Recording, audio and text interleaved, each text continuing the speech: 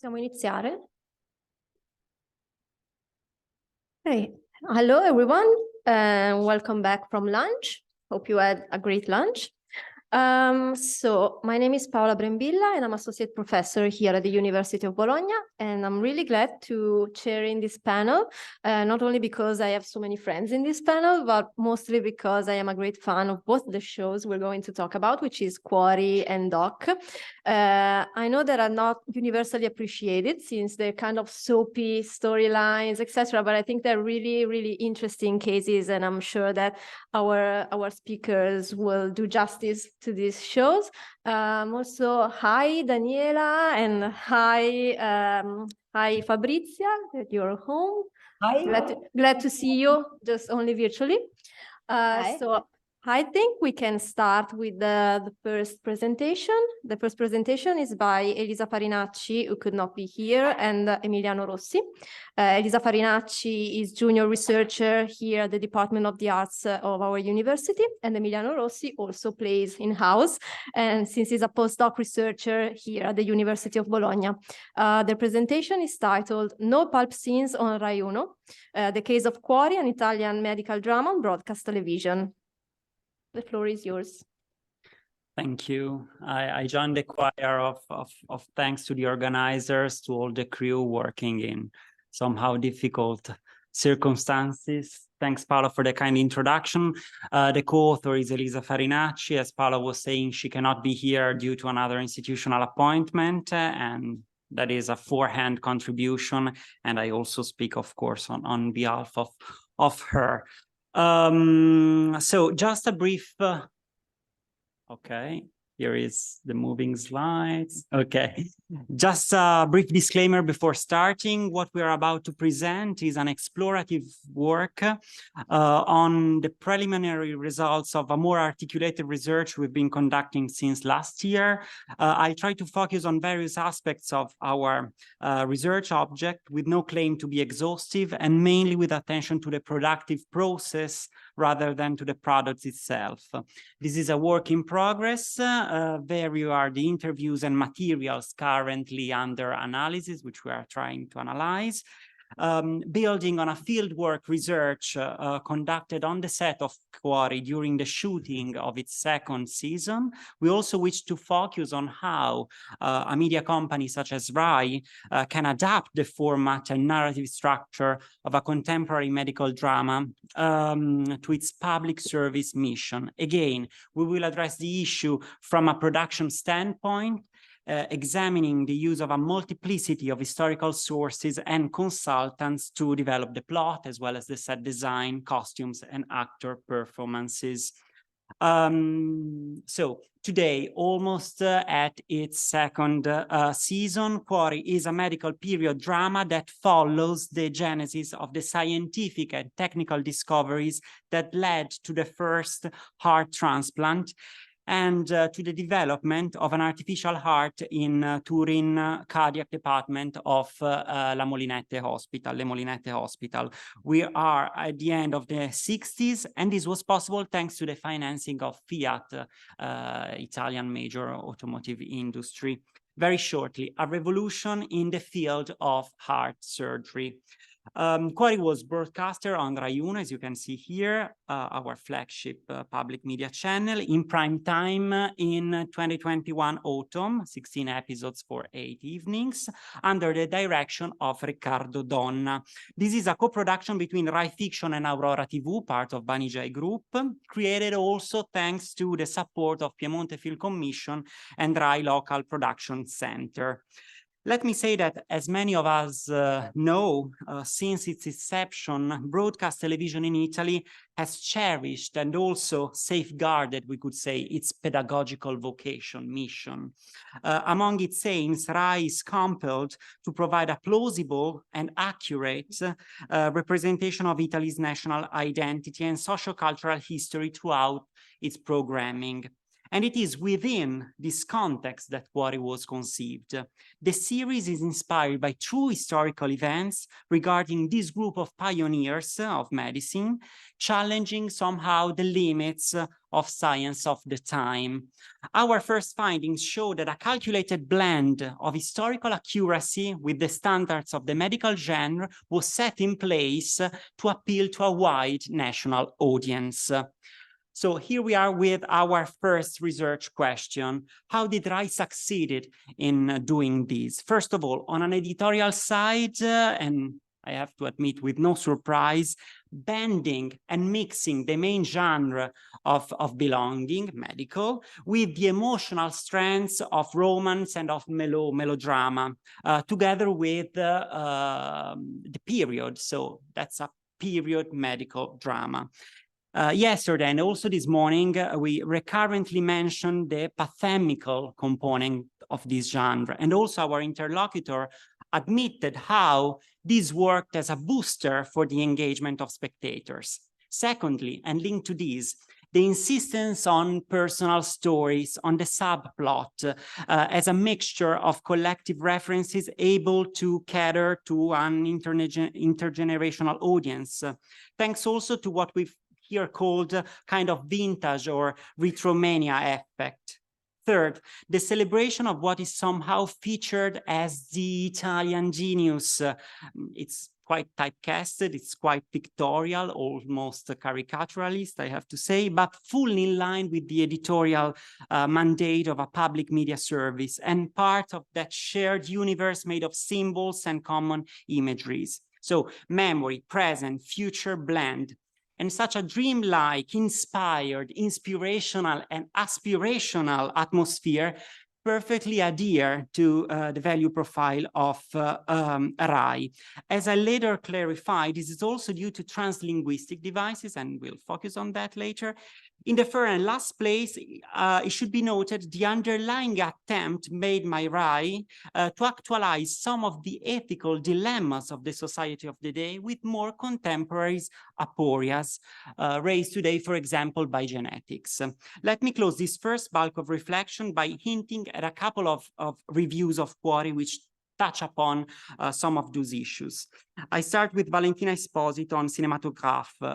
The story of Cuori, she writes, is as ancient as the word, but so universal that it appeals to every spectator. The eternal fight between reason and sentiment.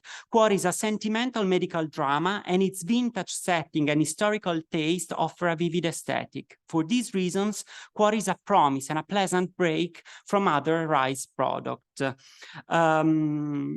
I'll now go with Paolo Sutera from TV Blog. Cuori is a travel back in time, but the historical context becomes an occasion to actively catch the attention of today's audience. No futuristic instruments, no new technologies, but a way of living this profession with courage. This allows the series to develop without the anxiety of having to compare with contemporary hospital seriality. Now, just a brief outline of how Cuori's declination of the medical genre seems to confirm and meanwhile infringe some of its canons, resulting, we could say, in an intergenre.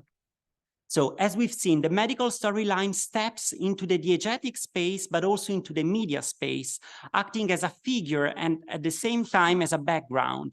Once more, the perimeter of the medical genre eludes, vanishes in the very same attempt of defining its label, certifying the liquidity and fluidity, I think, and we suspected, that we recalled several times during these days. Also, in the case of Cuori, we face what could be called the spectacle of medicine, commodified for the use and consumption of television and its over-the-board audience. This finds here some representational limits. Not everything can be visualized, and in Rai Uno, what may be regarded as an obscene image in the sense of out of scenes, and we may long discuss about it, has to be removed, has to be scaled down, hence the title of our speech today, No Pulp Scene on Rai Uno. The medical genre of Cuori, therefore, is first and foremost an excuse to narrate something else, or at least something more, from love affairs to collective histories of social empowerments. hearts suffer physically and in the soul. Televised medical environments and hospital being enclaves with their own rules where every feeling becomes gigantic are primarily, and I'm quoting some of our interviews, an amplifier of emotion that should in this case be able to infuse a sense of hope and confidence in the future.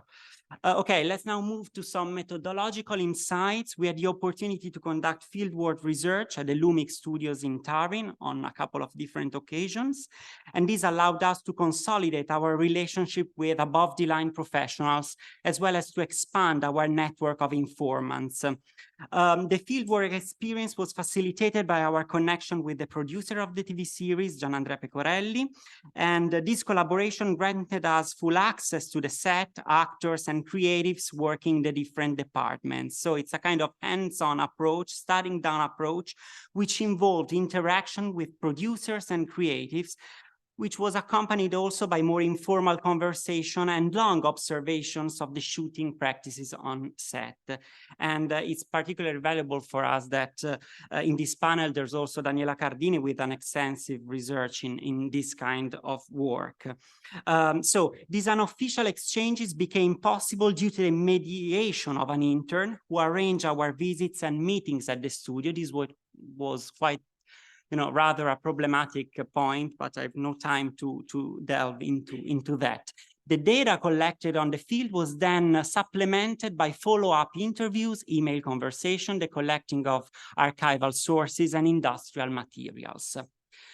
So we already stressed how Quarry tries to find a balance between historical facts, a major concern for RAI, the medical genre and melodrama. In this effort, the historical events are narrated following the professional and private stories of the main character of the series, Cesare Corvair and Alberto Ferraris, inspired by two historical figures, Achille Mario Dogliotti, the first doctor in the world to perfect the application of the heart-lung machine for extracorporeal circulation, and Angelo Actisdato, the creator of a series of patents in the field of cardiac surgery. The son of the latter, Guglielmo Actisdato, also chief cardiac surgeon at the Molinette Hospital today, actively participated in the creation of the series as a consultant and supervisor on the set. The character of Delia, instead, is based on another important figure, Ellen Taussig, an American pioneer of pediatric cardiology in the 40s, who, having lost her hearings, listened to the heartbeat throughout her fingers, a skill that has been fictionalized in the series as Delia's perfect pitch, orecchio assoluto. So the attention of the public service towards products that feature historically accurate aspects of the country's history and cultural heritage require creators and artisans to engage in an extensive archival research to write the script, to construct the set, and to train the actors.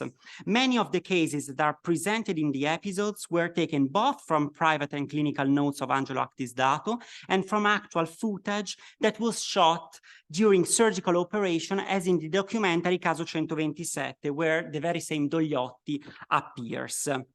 This was confirmed by the series editor Cristiano Del Monte. I quote, "Every case that is treated in Quarry comes from a story by Angelo Actisdato. That is, the cross-circulation that is seen, for example, between the newlyweds was a true case."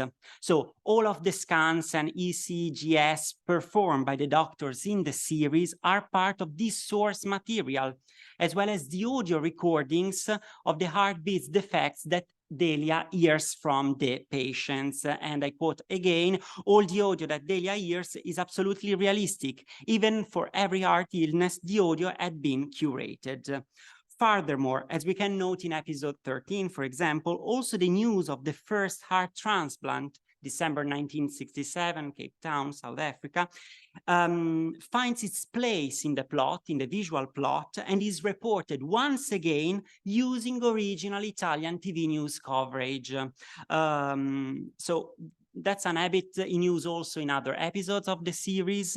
You know, this idea of meta-linguistic, of trans-television, of TV within TV that also valorizes the immense heritage of Rai, you know, this idea of teche. There are other scenes, for example, with Piero Angela explaining the beauty of the human body and so on. In addition to the breakthrough in the medical fields, the TV series offer a representation of the changing Italian socio-cultural context of those years. First, it discusses, and you can see it from the slide, the ethical controversy that surrounded heart transplants with a strong and open opposition coming from the church. Another social issue in what becomes an intersectional frame relates to the social standing of women in Italian 1960s society. Although there is no outright reference to the feminist movement, the topic is addressed on different levels. In the anthology plot, for instance, it is the issue of women's rights to interrupt their pregnancy to be brought to the forefront. Instead, in the running plot, the fight for the place of women in the medical field is visible, manifest throughout Delia's character. I read one of these quotation. Delia arrives from the US, and in America, a woman is more socially accepted, jobs and so on. So when she arrives trivially with an open lab coat, a mini skirt, and no fear of speaking in front of men, simply because she's strong and very competent, she cannot believe it when she sees that not only her colleagues, but the patients feel calmer being operated on or having a man diagnosing them. The social way of thinking was well rooted, and the beauty of this series, in my opinion, it's Pilar Fogliati speaking, so the actress playing the role of Delia, is that I didn't want to portray an angry Delia who screams and say, "You have to respect me," but she has her own silent and very intelligent and effective way. That is, I am competent, I give you my diagnosis, which is the right one. So her work will speak for itself. Now, our interviews with the actors, and I'm going to the end of my speech, were part of Factor National Research Project aimed to investigate their career path, the role of TV within their artistic trajectory, and so on. I'll now concentrate with this final couple of slides exclusively on what emerged during these interviews in relation to the medical training undergone by those actors to fit in their parts. So a kind of training before the effective shooting, the actual shooting of the medical scenes. Let's start again from Fogliati's words. I quote, "I'm not playing the part of a surgeon, and to me the training was mostly lexical. It's not easy to learn the right way to speak and move as a physician. What's even more difficult is finding out how to interact with patients, and the role of Guglielmo Actisdato in the entire production process was essential. The major challenge was to focus on the human side of someone working in a hospital, a separate word with its own language. With the script supervisor, we realized that this technical jargon has its own beauty. And that's why we repeat technical words so many times." I now move to Carmine Buschini playing the part of young Fausto. Actisdato, I'm quoting, "did not only take part in the concept and screenwriting phase, avoiding excessive forcing, but he was also our mentor for theoretical lectures and session of practical surgery before filming. This has to do with posture, with the various roles inside the surgical room, with the possibility of doing what you're doing while shooting. The introduction of the episode's plots was always in charge of medical professionals, so that the entire working group could know what to do. The support was such that we even learned how to sew stitches or move knives and clamps. It's strange, if in Braccialetti Rossi, which is the Italian adaptation of Polseres Vermelles, I don't know how to pronounce it, sorry, I had to learn how to put my life in the hands of doctor. He was a patient there in Braccialetti Rossi, a huge success on the very same channel, Rai Uno. Here in Cuori, I'm going on quoting, I had to work on the surgeon's empathy. This affects and deals a lot with intention, action, reaction, acting scheme. Just a curiosity, the hands taken in close-up while operating aren't those of the actors, but a professional cardiac surgeon was involved for this scene.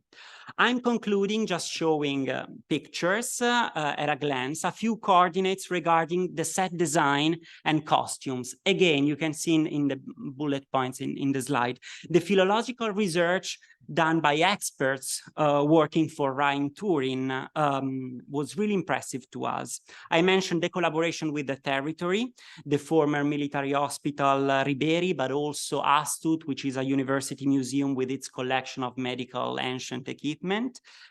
Contracts with prosthetics experts, the use of swine or plastic hearts, and on-field practice, because set design and costume coordinators told us when they went on field in surgical rooms while doctors were operating, and there's also fun facts because they were so excited to document with their smartphones, taking pictures, what they were staring, what they were looking at, that a smartphone was about to fall in the open chest of a patient while being operated. So that's not sure it's a fun fact, but that's what happened.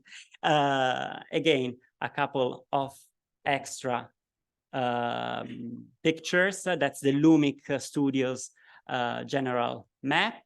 That's the scene book. So you can see that the real references they want to be inspired by.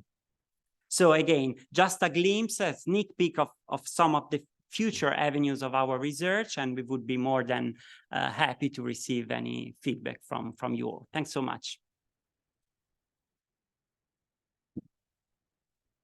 Thank you, Emiliano. 20 minutes, perfect.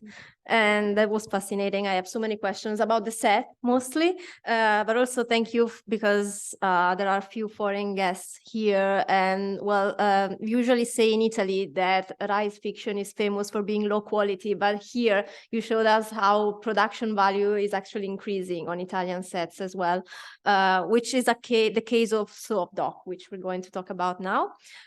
So moving on to Daniela Cardini and Fabrizia Malgeri, who are connected, I think.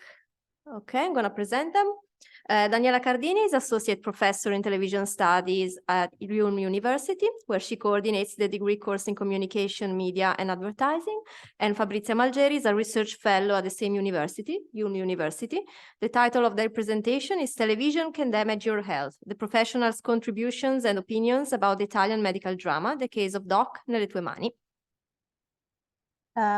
Good morning, everyone. Sorry, because Professor Daniela Cardini is out of connection, so just 5 minutes to start.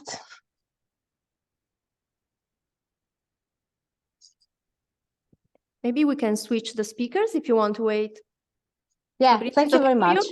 Okay. Oh, it's okay. Thank Julia, you very much. We can go ahead with Julia. Okay.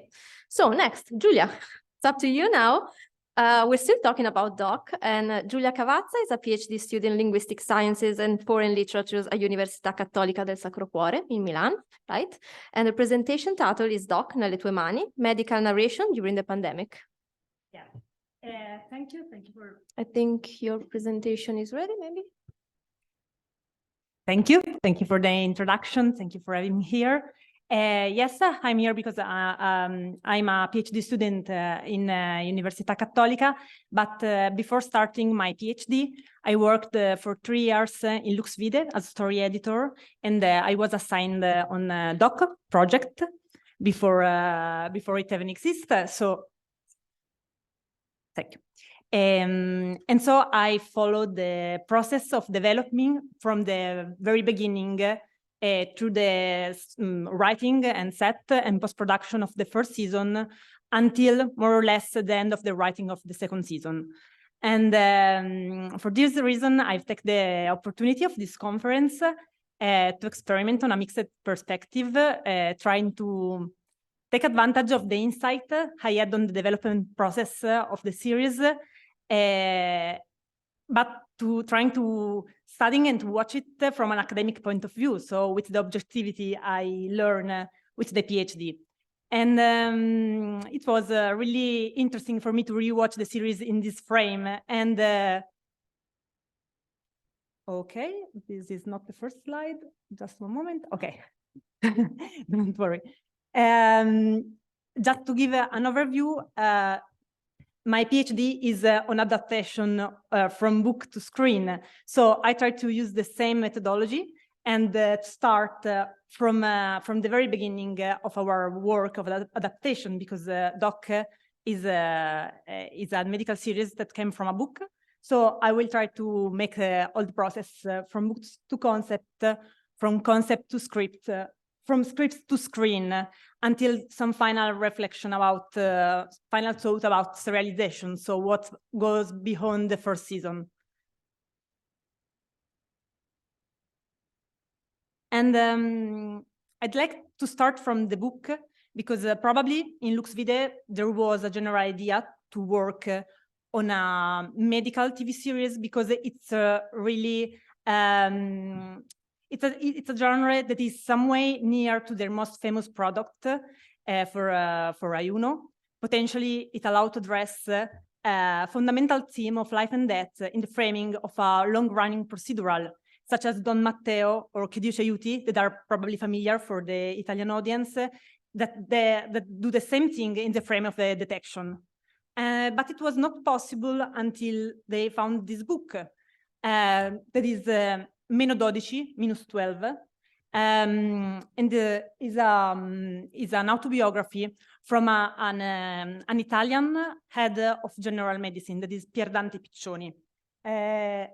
On the left is Luca Argentero, that is the actor, the main actor of the series. On the right is Pier Dante Piccioni, that is the real doctor on which the series is based on.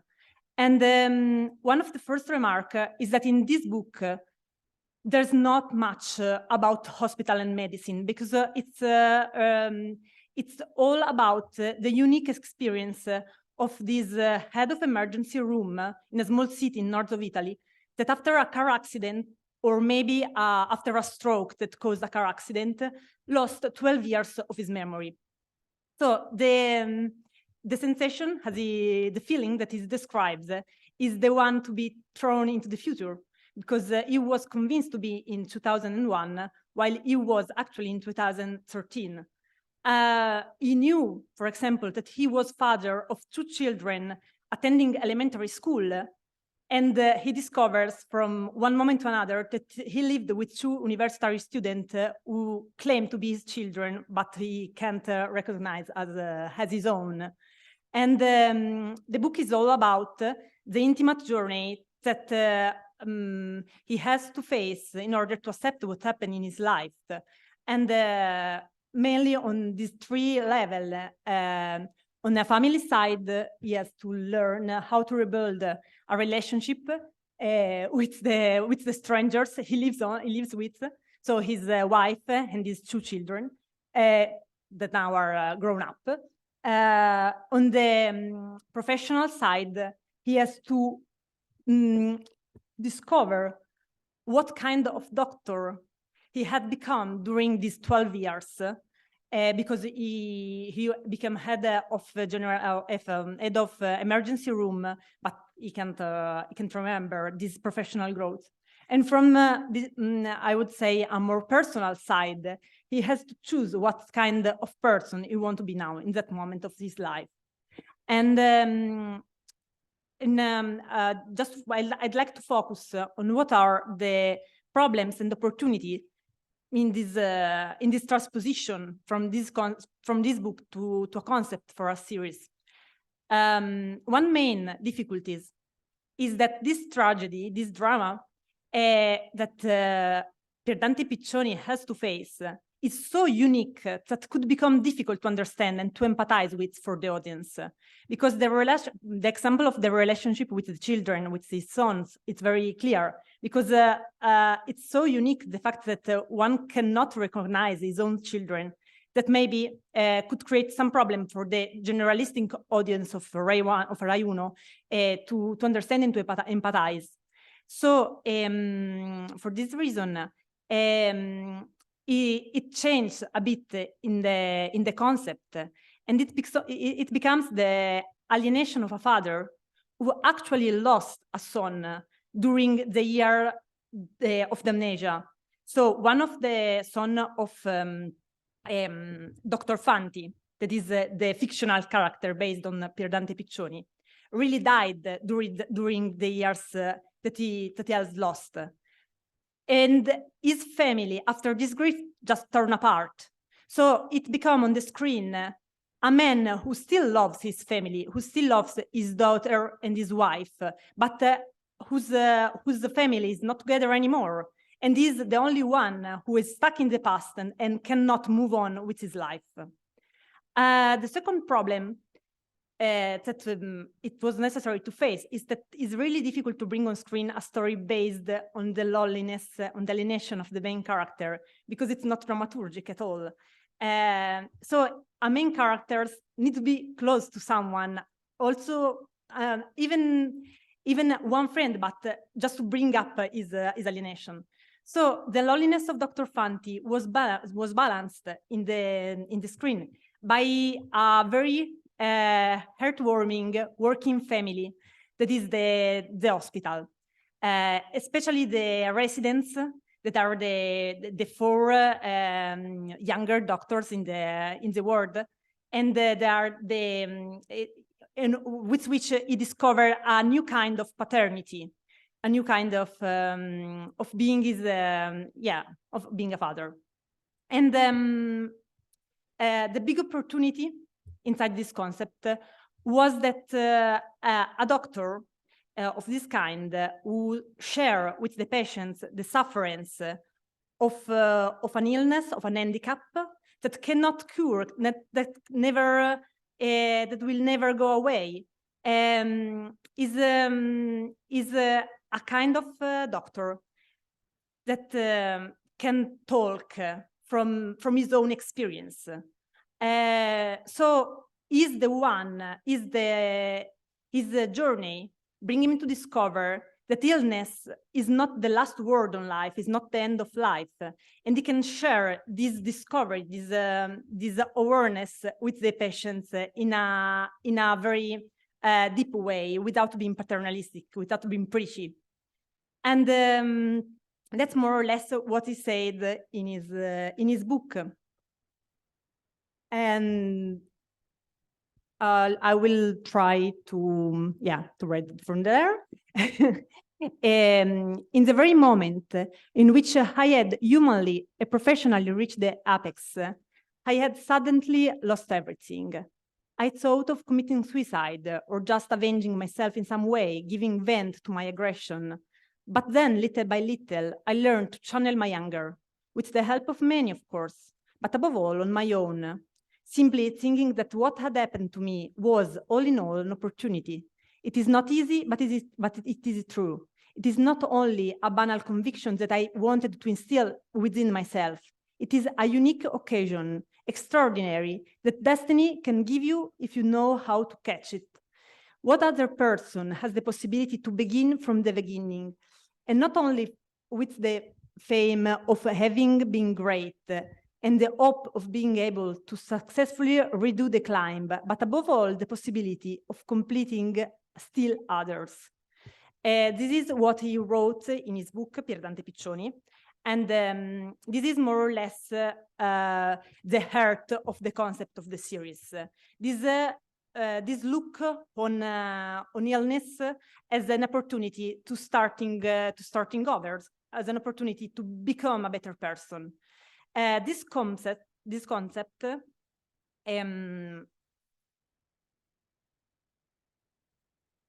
reverberates on the structure of the series that gives great importance to the horizontal storylines. They were built and decided by the head writers of the series, that are Francesco Arlanc and Viola Rispoli, and could be summarized in four mainly storylines. The one who concerned Doc in first person, so Dr. Fanti, this fictional transposition of Pier Dante Piccioni. The one who concerned Giulia, that was the main female doctor in the world and was the lover of Dr. Fanti during the year of damnation. So when he totally forgot about her. And the many storylines who concern the residents that are the most sentimental part of the series in some way. And the thriller part that was kind of a detection storyline with a thriller, a suspense element. The medical case were chosen and built in order to give the horizontal storylines what they need to progress. So they were chosen with a medical consultant who really was a head of general medicine, as Dr. Fanti in the series, and then the scriptwriter in charge of the episode built the medical detection. So build the two hypotheses, hypotheses that reveal themselves wrong and lead to a worsening of the condition of the patients, and then the human revelation at the end of the episode that lead to a change of perspective on the symptoms of the patients, and so leads at the end of the right diagnosis. Yeah, well, more or less that. This human side at the end of the episode is what reverberates on the doctor, and so it's what helped the horizontal storyline to progress and go through their going through their arc. So, for example, there's an episode in which the patient is the sister of one of the doctor of the ward, and she's a girl with Down syndrome, and there's a long looking for what their symptom could mean. At the end, the discovery is that she has syphilis, and she had a sexual life, and she's going to have a family because she's in love with the boy with her boyfriends.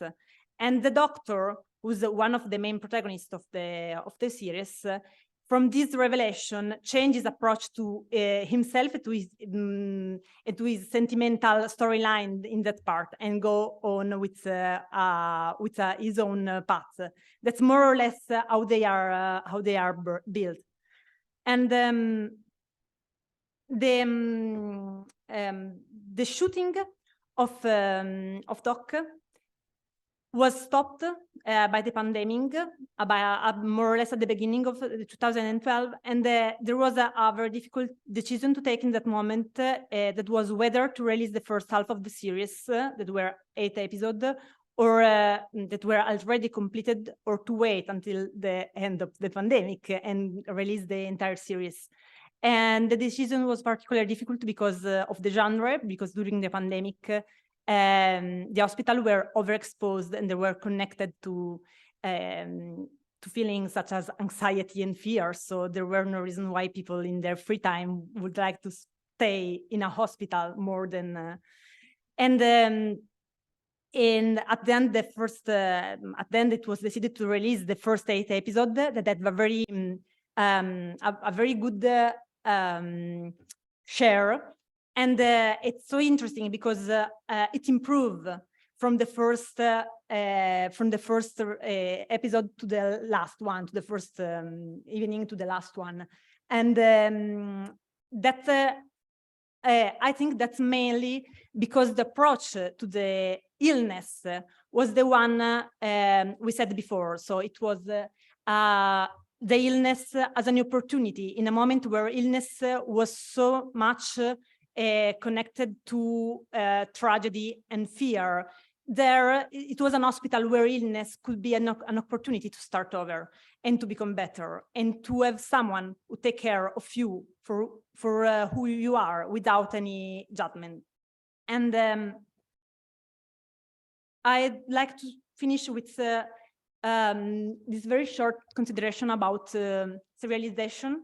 that is something that I'm realizing now, watching the series with this kind of objectivity, because amnesia was a great narrative device for the first series, because it brought mystery, and mystery because there's a lot of things that happened in that 12 years that the main protagonist doesn't remember about, and the audience doesn't know. So there's a lot of mystery because people, other protagonists knows that things, but they don't share them without reason, and it brings internal conflict in the main protagonist, of course.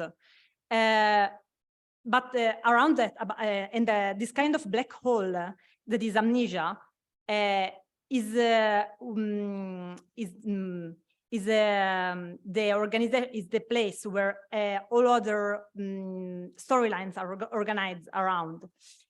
But once Doc has discovered what happened in the 12 years, and once he has chosen what kind of person and doctor he wants to be now, that narrative device doesn't work anymore. So the amnesia is something that happened to him, but does not bring dramatic conflict into the story of the next seasons. And that's kind of a big problem.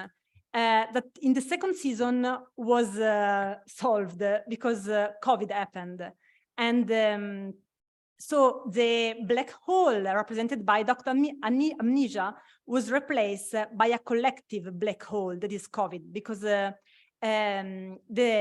second season was set after the pandemic. That was not that was first due for a practical reason, that is that pandemic can't be ignored. Of course, we declared in the first season we were in Milan in 2012, so it was impossible to ignore it. But at the same time, it could not become the main focus of the series, because it would have disrupted the structure of the concept. There could be no medical detection, no empathy. Everything would be totally different. So it really moved the focus on another side. So the second season was written during the first pandemic.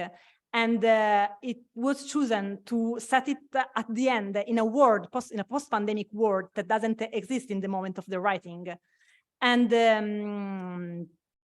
yes, that was the reason why the pandemic became kind of the black hole that is beside the character, that bring a mystery, because things happened.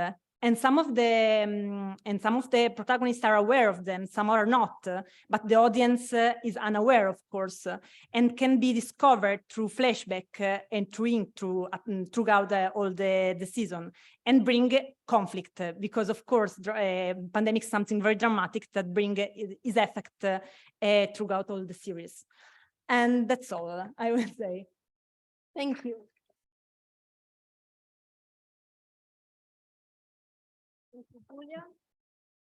Thank you, and thank you for your insights on narrative mechanisms of this very complex series. So I think Daniela and Fabrizio are ready now. Yeah. Yes. I'm going to introduce you again, so we make it more or less official again. So Daniela Cardini is Associate Professor in Television Studies at Ulm University, where she coordinates the degree course in Communication, Media and Advertising. And Fabrizia Malgeri is Research Fellow at Ulm University.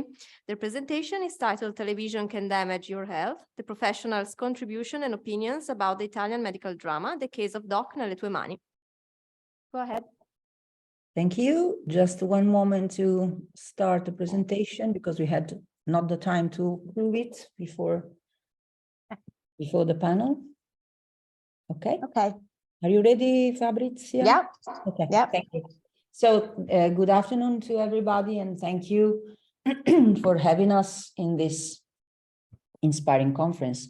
So the title of our paper could maybe have had a question mark after our research, because we will analyze the relationship between medical dramas and medical professionals from a double perspective, that is a qualitative analysis based on in-depth interviews and the approach of production studies, and our results in some way question the idea that television can be a problem for professionals. So doctors are involved in medical drama in three different roles: as an inspiration for the main characters in the series, as television viewers, as consultants for screenwriting, involved in crucial role in production routines. The three aspects of doctors' involvement in the medical drama have been investigated through the years, especially as far as American series are concerned. Well, a little less attention has been paid to this topic by Italian television studies. In the US studies, in some US studies, some scholars contend, for instance, that these television shows can be useful in reinforcing the principle of medical ethics, professionalism, history-taking, and clinical examination. Some other argue that the medical drama is a narrative genre that may foster better emotional engagement with the patient and moral imagination. And some other authors think that they may have an impact on the public in that they might disseminate fundamental principle of medicine in the context of entertainment. So our research project and the aim of our presentation, which is the aim of our presentation, is to discuss the result of the first step of a qualitative analysis based on in-depth interviews to doctors as viewers of medical dramas, and one in-depth interview to the scientific consultant of the Italian series Doc Nelle Tue Mani, a huge success which was illustrated in the previous presentation. The first explorative phase of our research project has several goals. First of all, to collect the doctor's opinions regarding the genre, to identify any prejudice towards television, if any.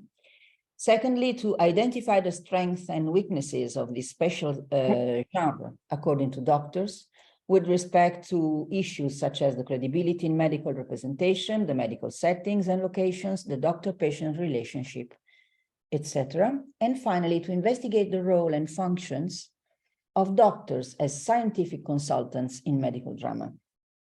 The explorative qualitative step involved 10 Italian medical professionals operating in Milan and Rome, who are specialists in several fields, such as oncology, hematology, breast medicine, ultrasound diagnostics, etc., who occupy important academic and medical positions.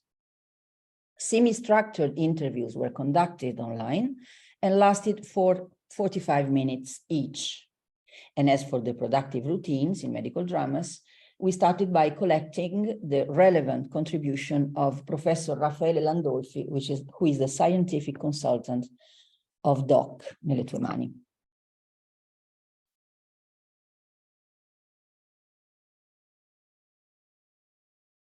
Our aim was to bring out as spontaneously as possible the experience and the memories towards the medical drama as a genre. Therefore, no medical drama titles were deliberately suggested to avoid affecting respondents' memories and their perception and opinions. The topics that emerged spontaneously during the interviews were the following in the specific order: television experience, spontaneous recall of the medical drama, experience and opinions; credibility in the representation of the doctor; credibility in the medical settings in which the stories take place, for example, hospitals, operating rooms, patient rooms, common areas, etc. Timing related to diagnosis and treatments on patients, the aspects of the doctor-patient relationship represented in the best-known medical dramas. Overall, our respondents were interested in watching television. They spontaneously cited several medical dramas aired on Italian TV and platforms. For example, Grey's Anatomy, House MD, The Good Doctor, ER Emergency Room, and some Italian productions such as Braccialetti Rossi, Fuori, La Linea Verticale, and of course, Doc, Nelle Tue Mani. I quote, "What I really liked in ER is the fact that, unfortunately or not, many things don't go well. There were a few people who died, something that does not exist in many television productions. Everything is perfect, you never die," I unquote. I quote, "The good thing in Grey's Anatomy was that it really shows you the problems in emergency room of a city where all the traumas that arrive are almost of a social nature, such as stabbings, shootings, accident." Less appreciated, although cited by all the respondents, are House MD, La Linea Verticale, and The Good Doctor. I quote, "I didn't like La Linea Verticale at all. It doesn't correspond to the empathic doctor-patient relationship as I understand it. And there were situations that, of course, I understand, managed by the personal story of the director who then died of cancer, but which don't really agree with me," I unquote. The case of Braccialetti Rossi is also significant, about which one of the oncologists, a woman, declared, I quote, "I have never been able to see Braccialetti Rossi because I have always had a negative relationship with the child illness. I really find it difficult to understand how people can be fascinated by a subject like this." According to our respondents, in general, medical dramas offer an unrealistic representation of doctors, not comparable to real life. Some doctors point out an excess of humanity and erase in medical characters, which risk to create too many expectations in patients. An interesting difference emerges in the evaluation of, you say, fictional doctors versus the Italian ones. You say doctors are perceived as obviously more distant, and therefore the respondents' attention is focused on medical cases rather than on the credibility of the medical characters. On the contrary, respondents are very careful and critical towards the credibility of Italian fictional characters.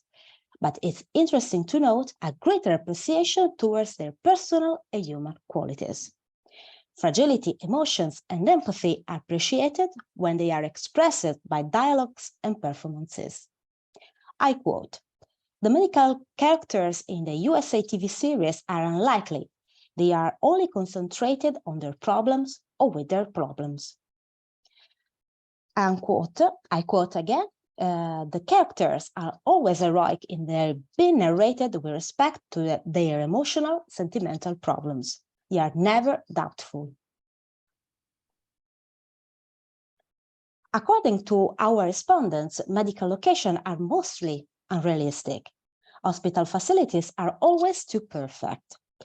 Beautiful healthcare facilities are credible in the United States, probably because they are a sort of exotic element, but aren't suitable for Italian-American dramas.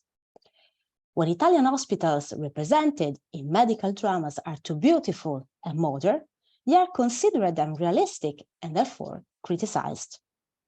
I quote, "There are those beautiful USA hospitals where everything works perfectly.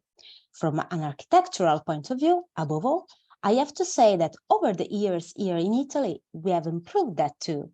But still all the technologies and all the architectural beauty, I don't think it's common, and it's the most important criticism I usually make to Italian medical dramas." The timing related to diagnosis and treatment is the most critical aspect in the whole genre, very close to the real experience of our respondents. It's a hot topic which, according to them, could elicit an excessive expectation on patients, but above all on caregivers. It can result in unrealistic expectation of rapid diagnosis and consequently immediate therapies. I quote, Expectations are created in the patients and above all the caregivers who, either out of ignorance or excessive knowledge or excessive studies on Google or television series, well, they expect immediate results. I quote again, "I wish I could have real-time exams with a radiologist or pathologist at my disposal. I understand all the timing and television needs, but reality is not that simple." I quote, "These doctors make very complicated diagnoses in just one episode. But can the best doctor in the world make such a complex diagnosis in so little time?" The representation of the relationship between doctor and patient in medical drama is perceived positively by our respondents. A relationship rich in humanity and empathy that can have a positive effect on viewers, in that it humanizes the doctor's representation, making them more reliable. Fragility is also much appreciated quality when it helps to create empathy in the audience. It seems like the gaps in the communication training of real doctors, highlighted by almost all the respondents, could be filled or to some extent replaced by the fictional narrative, while the carelessness in the description of the scientific dimension can be forgiven. It's interesting to note that none of the respondents is either amazed or annoyed by the personal stories of the doctors in TV series, as it might have been expected. They are much more critical, however, with respect to the inaccuracies of the professional and scientific dimension. I quote, "They help inform the patient and make the patient feel that there might be some humanity in the medical field." I quote, "If we try to tell something about the problematic nature of reality, in my opinion, medical dramas can be useful in that sense." So let's go through the history of our interviews, which is Nelle tue mani, which is emblematic in analyzing the relevance of the medical drama in the perception of Italian doctors, both on the reception side and on the productive aspects. So this is the description of the series, which has already been extensively done by the previous paper, the previous relations. So the only thing I have to add to the description of the storylines and of the characters and of the productive structure is that the huge success of this series in Italy is mainly due to the focus on the complexity and emotional nuances of the characters, the empathy and warmth of the doctor-patient relationship, and above all, the relevance of the medical mistakes. This is quite an important point, which will be developed also in the interview with Professor Landolfi. In fact, the second season was entirely set in the COVID period, whose dramatic aspects were told with no filters, mistakes, and medical responsibility included. The issues that spontaneously emerge in the interviews relating to doc are the same expressed for medical dramas in general, and namely the credibility in doctors' representation, credibility in medical settings, timings relating to diagnosis and treatment accuracy, and doctor-patient relationship. There is, however, an unprecedented aspect that emerged during our interviews with the doctors talking about doc, namely the representation and narrativization of the medical mistake, the medical error, a very delicate topic which affected all the respondents. And I quote, on the credibility in doctors' representation, our respondents said that I've never seen such a cool doctors, or let's say that he is the doctor that everyone would like to have at home. Or again, this, I think, is what people liked, that he is vulnerable, he is fragile. I believe this is the case, and therefore they are reflected in the fragility of this person who made him more human and closer to people. And as far as timings related to diagnosis and treatment accuracy are concerned, I quote, so in doc, for example, complex diagnoses are made in 10 minutes. Well, that's a big limitation in that series, and as they made all the complications very simple. both an aspirational model for the doctor and a fragile and vulnerable representation of it are highlighted in doc as far as doctor and patient relationship is concerned. I quote, in short, that's the doctor that everyone would like. That's the doctor who, so to speak, gets emotional. That's the doctor you want because he's been hit, because he's been, he too felt on himself the fact of being a patient. And as far as the representation of medical mistakes is concerned, I think that this quote is quite interesting because one respondent said, it's all too told compared to what happens in reality. In reality, there is a mechanism of individual awareness that is more internal than the mistake made and less shared. All the actions are less evident, and certain steps are evidently more bureaucratic in the real world. But of course, spectacularization is needed, otherwise we'll get bored as spectator. So let's go through the interview, the very, very interesting interview to Professor Raffaele Landolfi, who is the scientific consultant of DOC. He's a specialist on internal medicine at the Policlinico Gemelli in Rome, is scientific director of the Gemelli Training Center of the Foundation Policlinico Universitario Agostino Gemelli, and full professor and head of the Department of Internal Medicine at the Catholic University School of Medicine in Rome. For the authors, his specialization in internal medicine was the drive for choosing his department for the series. In this particular unit, there is the greatest variety of pathologies and a notable proportion of patients who do not have a diagnosis. For this reason, doctors in internal medicine wards need to talk a lot with patients, to hear carefully their stories in order to formulate a diagnosis. So the role of Professor Landolfi in the writing phase is particularly relevant. In the first step, the consultant identifies and shares some relevant real case histories with the screenwriters. Then, after the first draft of the clinical cases are written, he revises it. It is mainly, he says, a matter of compromise in which the needs of the screenwriters, time, speed, spectacularization, must coexist with the consultant's need for scientific accuracy and authenticity. He told us, I quote, "Screenwriters have needs for timing, speed, and entertainment, but I have needs for scientific reliability. It's very good to be friendly, but you never sit on the patient's bed." Landolfi is involved also in the training with the actors, for instance, explaining them and to the screenwriters how the dialogues between doctors and patients must take place. For example, by never formulating closed questions, which is quite interesting, but we don't have the time to go through this in this occasion, but maybe in a written paper, it could be more interesting to go through. Actors undergo real training in the operating room, supporting real doctor during very simple surgical operations, usually under low anesthesia, in which they can understand, for example, how to handle a scalpel correctly, what is the correct clothing, the phases of dressing and sterilization, and so on. And also in the production, in the post-production phase, the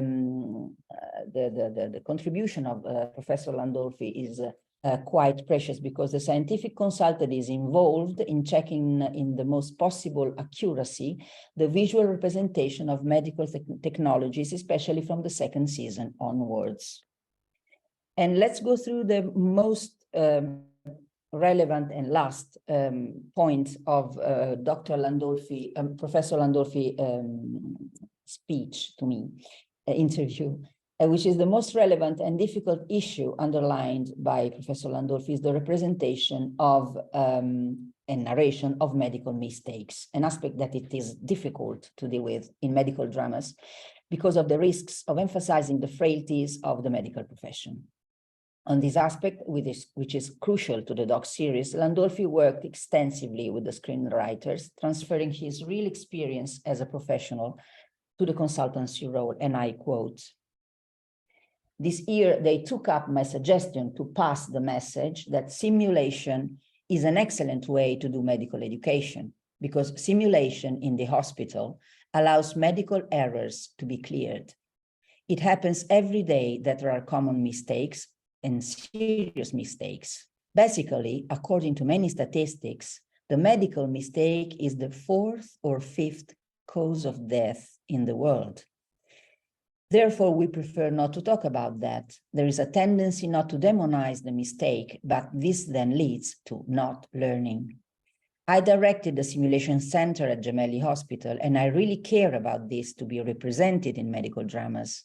That is, that all hospitals have a simulation center, because it is in the simulation center that one learns.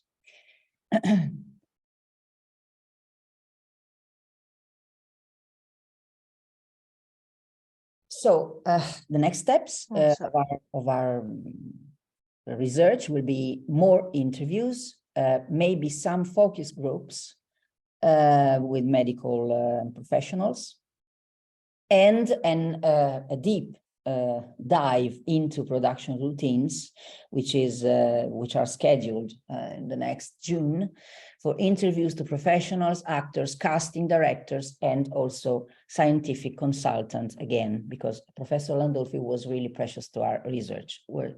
Thank you a lot for your attention. Thank you.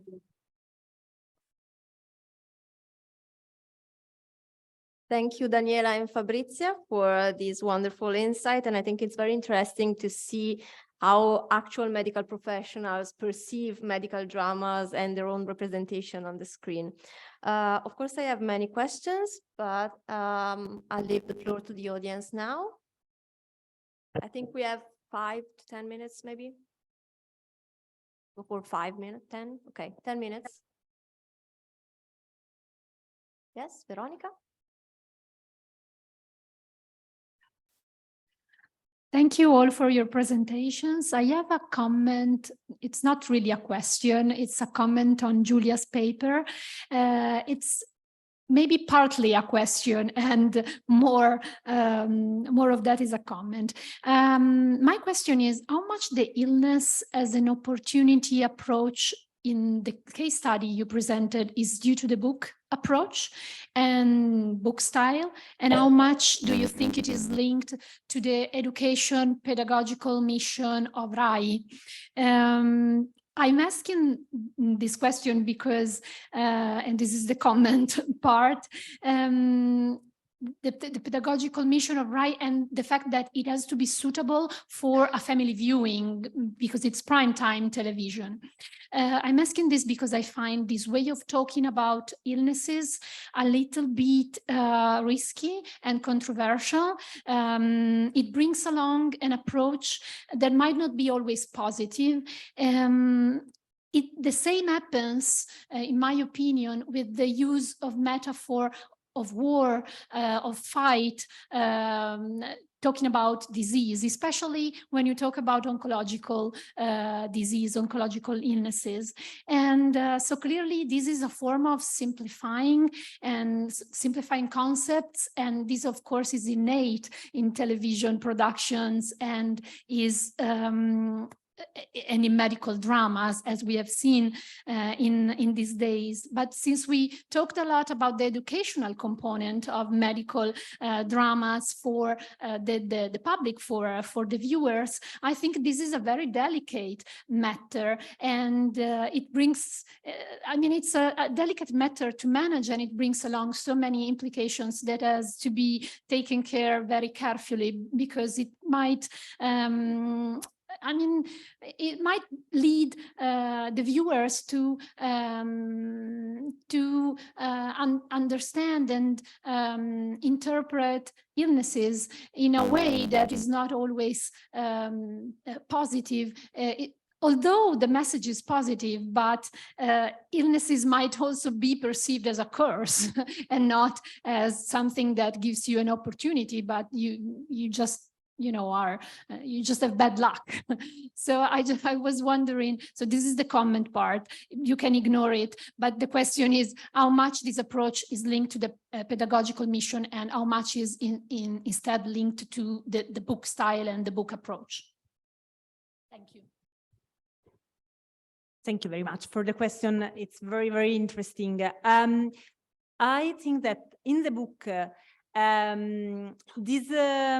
this kind of approach to illness is the result of the human journey of Pier Dante Piccioni. And it's not something he shared from a medical point of view. Is more his own human journey from a man who lost this big piece of his life and that find a way to start over. And this way to start over is to become for the second time head of emergency room in his particular case, but in a different, with a different approach from the first time.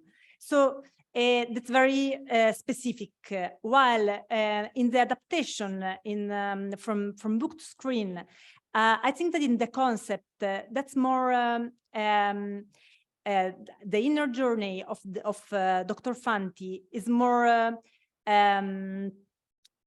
from a medical point of view, in the sense that this inner awareness that again is the perspective from which he look at his patients, and so in some way, this is more, this makes it closer to a kind of Don Matteo or a kind of Suor Angela, the Lux Vide style. I mean, Lux Vide main character that are an inner life, an inner light, and they share this light with the person they met in their case episode. Any other question? Okay. Hello, and thank you for your amazing presentations. I have a question for Emiliano, and thank you, it was brilliant. But I was curious, given that you had the opportunity to go to do a field work, Quarry is, as you were explaining, very specifically Italian. I mean, the historical context is very important, but in your interviews, in your encounters with the crew, did they mention in some way other international period medical dramas as an influence or as a sort of, I don't know, point of comparison? And thank you. Thanks for your question, Chiara. No, actually, there were no mentions of other period drama, but period medical drama, but there were mention of other medical dramas, but not period. And the medical drama, you can expect it quite easily, was mentioned was Grey's Anatomy, due to to what I was saying before. So this idea of microcosm with its own rules, with its own pathemic and emotional atmosphere, so loaded, so emphasized, that they tried somehow to reproduce also in Quarry. Your question gives me the opportunity to specify a thing about Delia character, Delia profile, because on one hand, she's Italian, and I've tried to explain how and to what degree. But on the other hand, we could talk about a local character. If you think about, she's coming from the US, where she has been educated, and of course that's also a narrative device to justify her presence and also her power within the old-maid environment. And so in some ways, her character become localized or adapted to the Italian setting, to the Italian atmosphere. There's a kind of localization. I mean, Delia herself learns and understands how to be Italian again. I don't know if I'm clear.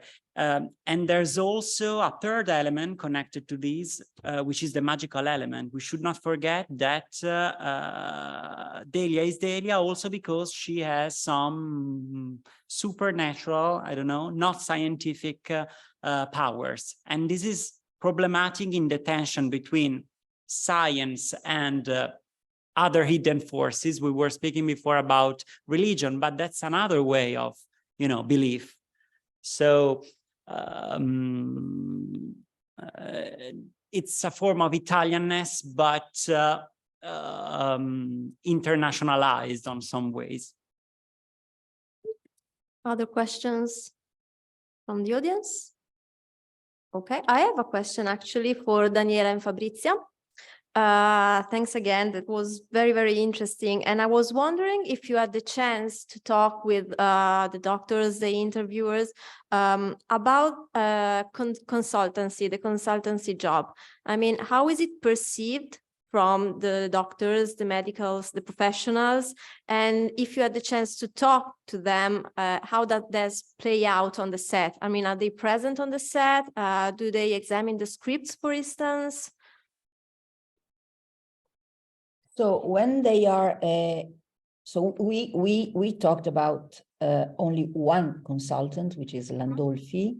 The others were, as I can say, simple doctors. They were not consultants, but they had an opinion about consultancy, which is quite interesting because in some ways you could detect a sort of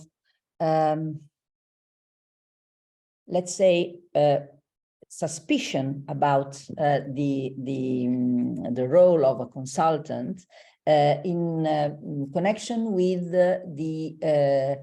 how can I say, the prejudice about television. Okay, so there is a sort of correlation between the presence of the difficulty about television dramas and television in general, and the role of consultants.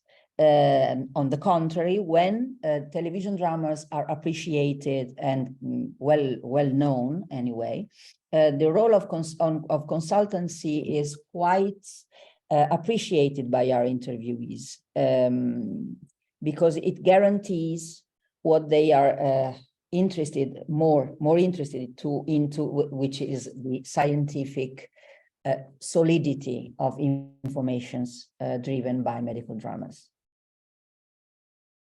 Okay, thank you. I think we don't have any more questions and we're out of time. So we're moving on to the next panel. Thank you again. So we're wrapping up this panel and thanks again to all the speakers. Thank you.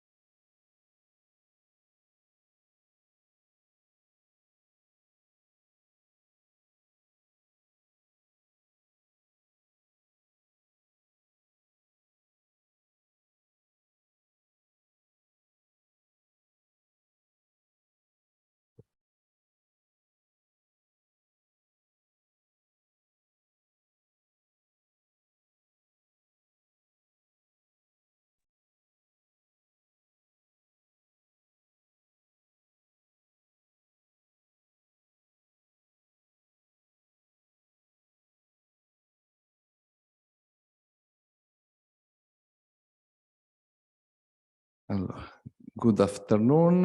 I am Marco Menchetti. I'm very pleased to be in this important international conference.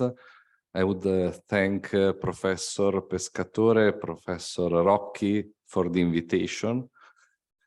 And I introduce myself briefly. I work at the University of Bologna as a professor of psychiatrist and a psychotherapist. Usually I deal with schizophrenia, bipolar disorder, borderline personality, and also autism in adult patients in setting of community mental health services. I am obviously a fan of medical dramas. My televisual experience includes ER, when I was a medical student, the first, probably my favorite dramas, Grey's Anatomy, and other series previously cited.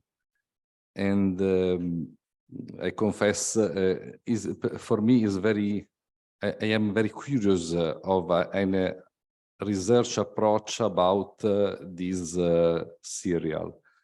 And I confess that I know very little about it. The sixth panel is about medical dramas paradigm and cross-genre branches. This panel aims to explore medical drama not only by interrogating through an interdisciplinary approach as a form of representation in the context of television seriality, but also other audiovisual modes of production, docuseries, social media formats, and podcasts. I will be interesting for me and to listen to the panelists of this topic. I don't want to lose time. I remind the speakers, the remote speakers, not to exceed the 20 minutes, to reserve space for question and discussion. And I introduce the first speakers, Susanna Bandi, a PhD student in literary and musical text sciences at the University of Pavia, and Federica Villa, full professor of history and criticism of cinema at the University of Pavia. They present polysemy of the concept of drama in the medical paradigm, analysis of usual stereotypes of autism spectrum disorder. Please. Thank you. Can you hear me clearly? Yes. Okay, thank you very much. Here we are from this sort of media mutation detachment in University of Pavia. All the panelists are here with me. And so I'm pleased to meet you, Marco Menchetti, and sorry for here alone without us. So let's start with our speech. We can ok, no, meglio lo schermo, facciamo lo schermo qua. sì.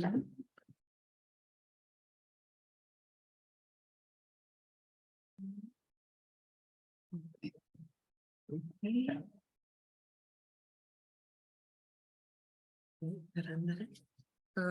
Prendiamo questa qua. Okay. In recent years, the Self Media Lab Study Center of the University of Pavia has set up a series of projects within the framework of the medical humanities. These projects are particularly interested in developing productive forms of interdisciplinary collaboration focused on the use of digital and visual technologies as device for the construction of remote therapeutic relationship telemedicine and on the incidence of diagnostic images in the subject's digital auto-configuration practices. Starting from ongoing research on the theme of new digital and visual technologies in therapeutic and diagnostic protocols for patients with autism spectrum disorder, this paper focused on the concept of drama in the sense of dramaturgic writing aimed at the representation of the disorder, focusing on 3 fields of study. First, how the therapeutic relationship with subjects affected by autism is represented, drama as a form of representation. Second, how this representation is shared through social media, drama as a form of awareness. Third, how digital video technologies can elaborate therapeutic forms of storytelling, drama as a health device. The idea to underline how the concept of medical drama can be opened up to a plurality of meanings within the framework of the disorder of autism, and we also think about other disorders and other diseases. I will not dwell on the first trajectory of research, as Susanna Bandi will present a case study that sheds light on how autism is represented in cinema and television, considering stereotypes and affordances. In fact, her research starts from an extensive mapping of the broad panorama of audiovisual narration on this disorder, composed of TV series and cinematographic productions that tells autism as a world apart, made up of otherness, genius, and repetition. However, on closer look, to make the concept of drama constructive, we must force ourselves toward its polysemy. We propose, alongside the representation processes, that there are at least 2 other trajectories of research equally rich in suggestions and heralding fields of studies for the medical humanities. In the first place, it becomes essential to work on the forms of digital socialization of disorder. In this sense, the second trajectory intercepts the many FB pages, Instagram profiles, blogs, etc., born to increase public awareness of the great diffusion of autism, as well as parental group of mutual help, which, through forms of dramatization of everyday life, can be constantly updated. And exemplary cases, we think about Stefano Belisari, Egli le storie tese, and his son Dante, Pizza Out and Uniti per l'autismo, or Franco e Andrea, I bambini delle fate, who, through the assiduity of the stories, update us punctually on their days, on their travels, on the life of the association they support. Production movement of awareness and acceptance. The need to put the autistic experience in a dramatic form become a vehicle for communicating what does not communicate, normalizing and accepting what requires effort and frustration. This second type of drama, typical of telling autism, leads this disorder to find the images a more intimate way of restitution than those of representation, a form of familiarization of drama within a drama. It becomes even more interesting to think that these aspects of dramatization that images spontaneously offer enters the disorder itself in therapeutic protocols and diagnostic pathways. This is the third trajectory, along which the Self-Media Lab Studies Center is proposing to work, conducting research in close collaboration with the territory's institution of community and care center. In particular, we are currently working with Eugenio Medea Institute to understand how the use of digital vision technologies contributes to the construction of good remote therapeutic practices between subjects affected by autism, spectrum disorders, and the place and actors of care, doctors, social workers, family members, teachers. Furthermore, work includes developing and testing therapeutic protocols with the help of immersive technologies. Virtual reality is considered a rehabilitation tool for children with autism, useful in functional behavioral training, such as interaction with unknown people or sudden and unexpected encounters. Example, a project of the Polytechnic of Milan, the ER and WUHAR are the basis of 5A projects, autonomies for autism through virtual reality, augmented reality, and conversational agents, born from the collaboration with the Sacra Famiglia Foundation, our family association, and Polytechnic of Milan. This last trajectory brings the dramatization into the disorder itself, as it is the same subjects involved, patients, healthcare professionals, caregivers, who experiment through technology the experience of as if staging themselves in a different context on a technological stage where simulation aims to rework one's sensory and cognitive capacities. Now, Susanna Bandi will take into consideration the first trajectory of the research, proposing a first study of the relationship between TV series and autism. Thank you, Prof. Villa, for your introduction, and thank you for the invitation.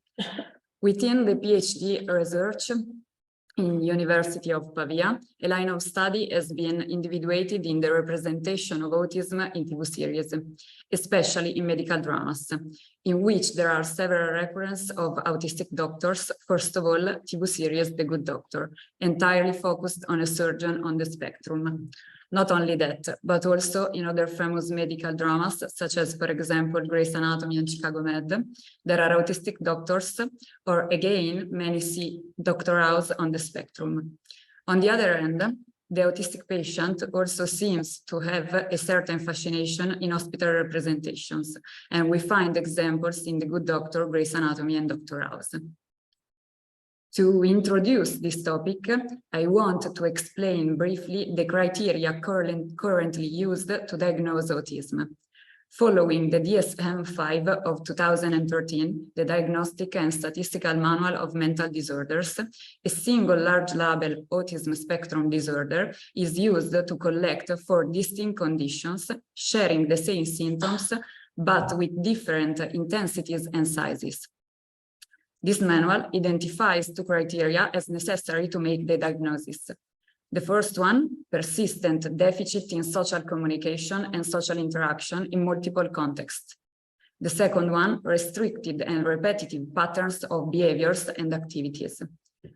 To these 2 basic indicators have to be added other elements that help to make the diagnosis more specific, and they are with or without intellectual impairment, with or without language impairment, associated with a known medical or genetic or environmental condition, associated with another problem of neurodevelopment, mental or behavioral disorder. 3 gravity levels have been identified on the basis of this manual. The latest data from the Atlanta CDC, Centers of Disease Control and Prevention, tell us that in the United States, 1 person in 36 is autistic, while in Italy, the data updated to 2021 estimates 1 child in 77. It is therefore a preeminent disorder in our lives, and it is partly for this reason that the representation of autism have progressively increased within the media, especially in film and television. And this is interesting because compared to the other psychiatric disorders, there are many researches that show that until a few years ago, ASD was less represented, while probably thanks to the growing in prevalence and attention to inclusion, the representation of autism has also increased. So medical drama becomes an essential medical device necessary for useful dissemination because it can reach a wider and more heterogeneous audience than the scientific journals to which these researches are usually designed. But how is autism represented? Because, as we said, it is a neurobiological condition and it is actually invisible on the outside. It doesn't necessarily have any obvious manifestation. So how do you represent the invisible? In addition, autism is an extremely heterogeneous condition. Precisely for this reason, we speak about broad spectrum. Every autistic, like every person, is in fact unique. Therefore, it is difficult to draw a model that is valid for everyone, and representing it becomes a real challenge. But the representation in medical TV series, and not only, seems dictated by some characteristics that resort to a highly stereotypical landscape. This situation is due to the fact that the rules of serial and cinematographic writing of narrative economics teach us that the clearer is the character, the easier it is for the viewer to identify him. As a result, it is necessary for autism to find something that identifies it, that is public knowledge or can be recognizable by everyone. So, as Pomerantz and Barton Palmer ask themselves in the book Autism in Film and Television, what are the characteristics that can be easily shown quickly and economically of autism? The distinctive feature in the representation of ASD is identified in particular gestures and communication. These actions, however, such as tic or crisis, can be frequent in several disorders that are not only autism. Therefore, again, it is not enough one of them to recognize ASD. It is necessary that the character has traits that lead him to a common imagination, and often those characteristics are, as Pomerantz and Barton Palmer tell us, presented in a very dramatized, exaggerated, often embarrassing, and sometimes caricature. The first consideration that can be made in this regard is that these characteristics depend on social and economic position. For example, if we think of the medical patient binomial, where the former plays a role of superiority over the latter, we can see that where they are both autistics, they are characterized by a very different way. I explain myself better. In the most cases, what is represented can be categorized into two broad groups. The first one, high social and economic positions. The characters are high functioning autistics, level 1, often accompanied by savant syndrome, therefore presented as superheroes capable of solving problems that no one else could, like Virginia Dixon in Grey's Anatomy, Sean Murphy in The Good Doctor, Gregory House in Dr. House, and Isidore Latham in Chicago Med. The second one, low social and economic positions. The characters in this case are low functioning autistics, level 3, full of problems and completely limited by their own autism. We find examples in Grey's Anatomy, in The Good Doctor, and in Dr. House. In this regard, one of the most frequent criticisms from the autistic community is that in most cases, the representation states only the first group, but they are less than 10% of people with autism. This happens because it is congenial to the representation. The figure of the doctor, moreover, they are always surgeon, is fascinating. And if we add the charm of the autistic genius, everything is explained. An emblematic case of representation of autism in medical dramas is The Good Doctor, which was mentioned yesterday and also today, but which I want to analyze from another point of view. It is an American television series created by David Shore, who is also the creator of Dr. House. This explains the many similarities between the two characters. It tells the story of an autistic surgeon, Sean Murphy, played by a normotypic actor, Freddie Highmore, inside the San Bonaventure Hospital, San Jose, California.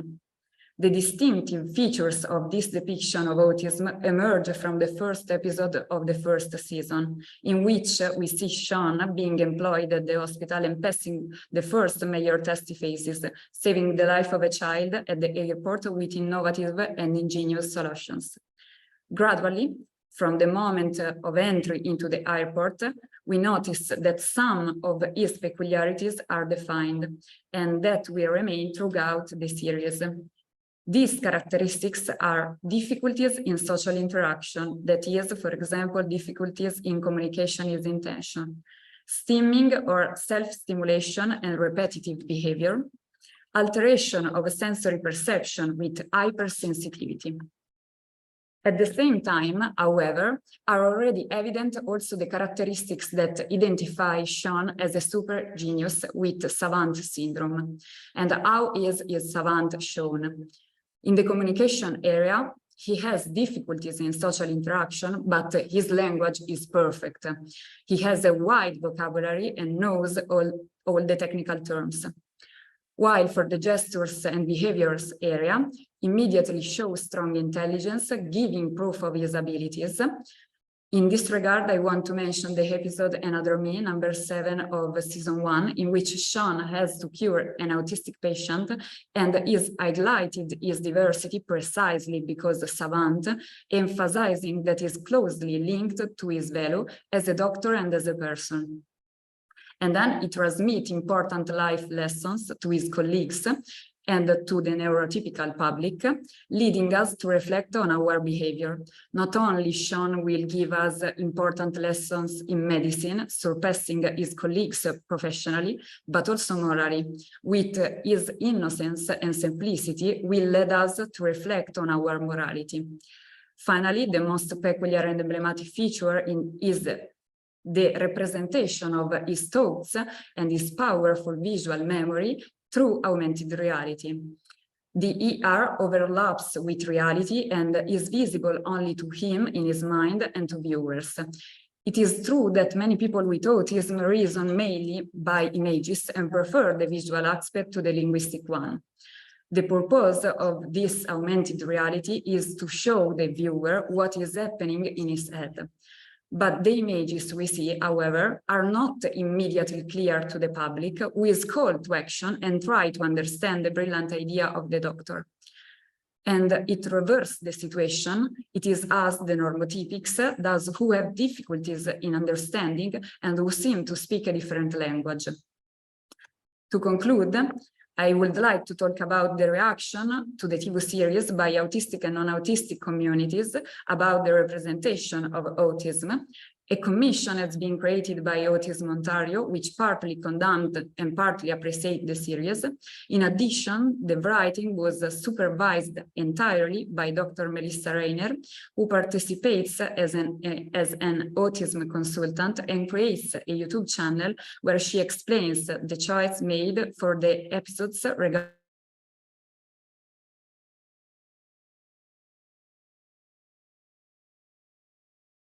the representation non of abbiamo autism. It is essential that the representation of autism increase. Ci sentite? Ora sì. Okay.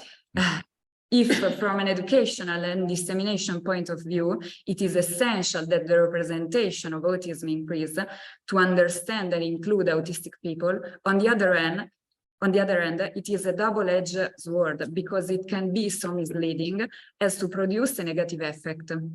And the good doctor, unfortunately, not far from this view, staged another autistic wonderful with his superpowers on the way of Rain Man in order to make the difference acceptable, fascinate, and finally, it is an exemplifier of the concept of the sentimental savant in order to, quoting Alison Moore and Stuart Murray, shed light on the behavior, attitudes, and relationship of the non-autistic and expose their deficits of communication, interaction, and empathy.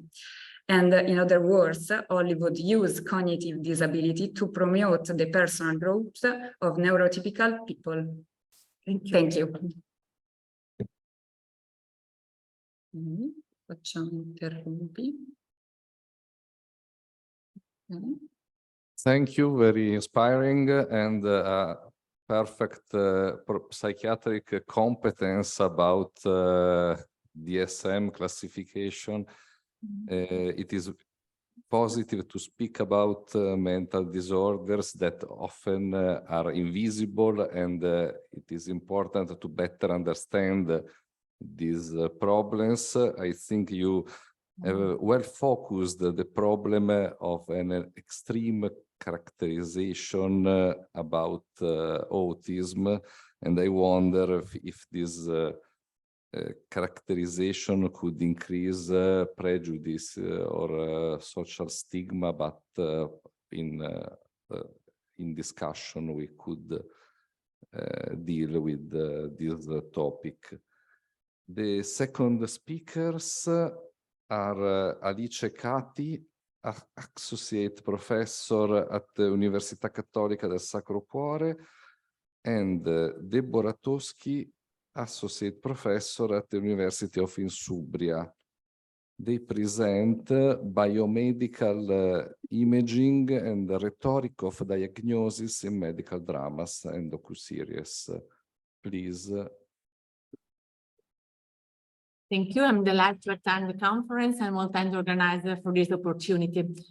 In this paper, we will analyze two different television products, medical dramas and docuseries, which have worked on the representation of illness in hospitals. We intend to verify how they have represented the hospital and their technologies, and how they have shaped the experience of cure and the doctor-patient relationship.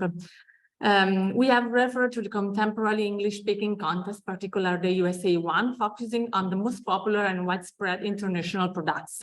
For my part, I will focus on contemporary medical drama. Since the second half of the 90s, the genre has redefined its identity thanks to the innovation made by the television series like ER, Cardiac Arrest, and Chicago Hope. Under the label of contemporary medical drama, there is a constellation of subgenre: the period drama, the dark comedy, the surreal sitcom, the dramatic series, the medical dramas that stand toward the soap opera like the Shondaland universe. Although each series has its format, we can usually find some common elements: the hospital setting and a poor representation of everyday life outside the work, as protagonist the team of doctor residents with often a primus inter pares, a multi-strand narrative, and the passion of the week formula, usually two that change with each episode. Contemporary medical drama distinguishes itself by the spectacularization of the medicalized body.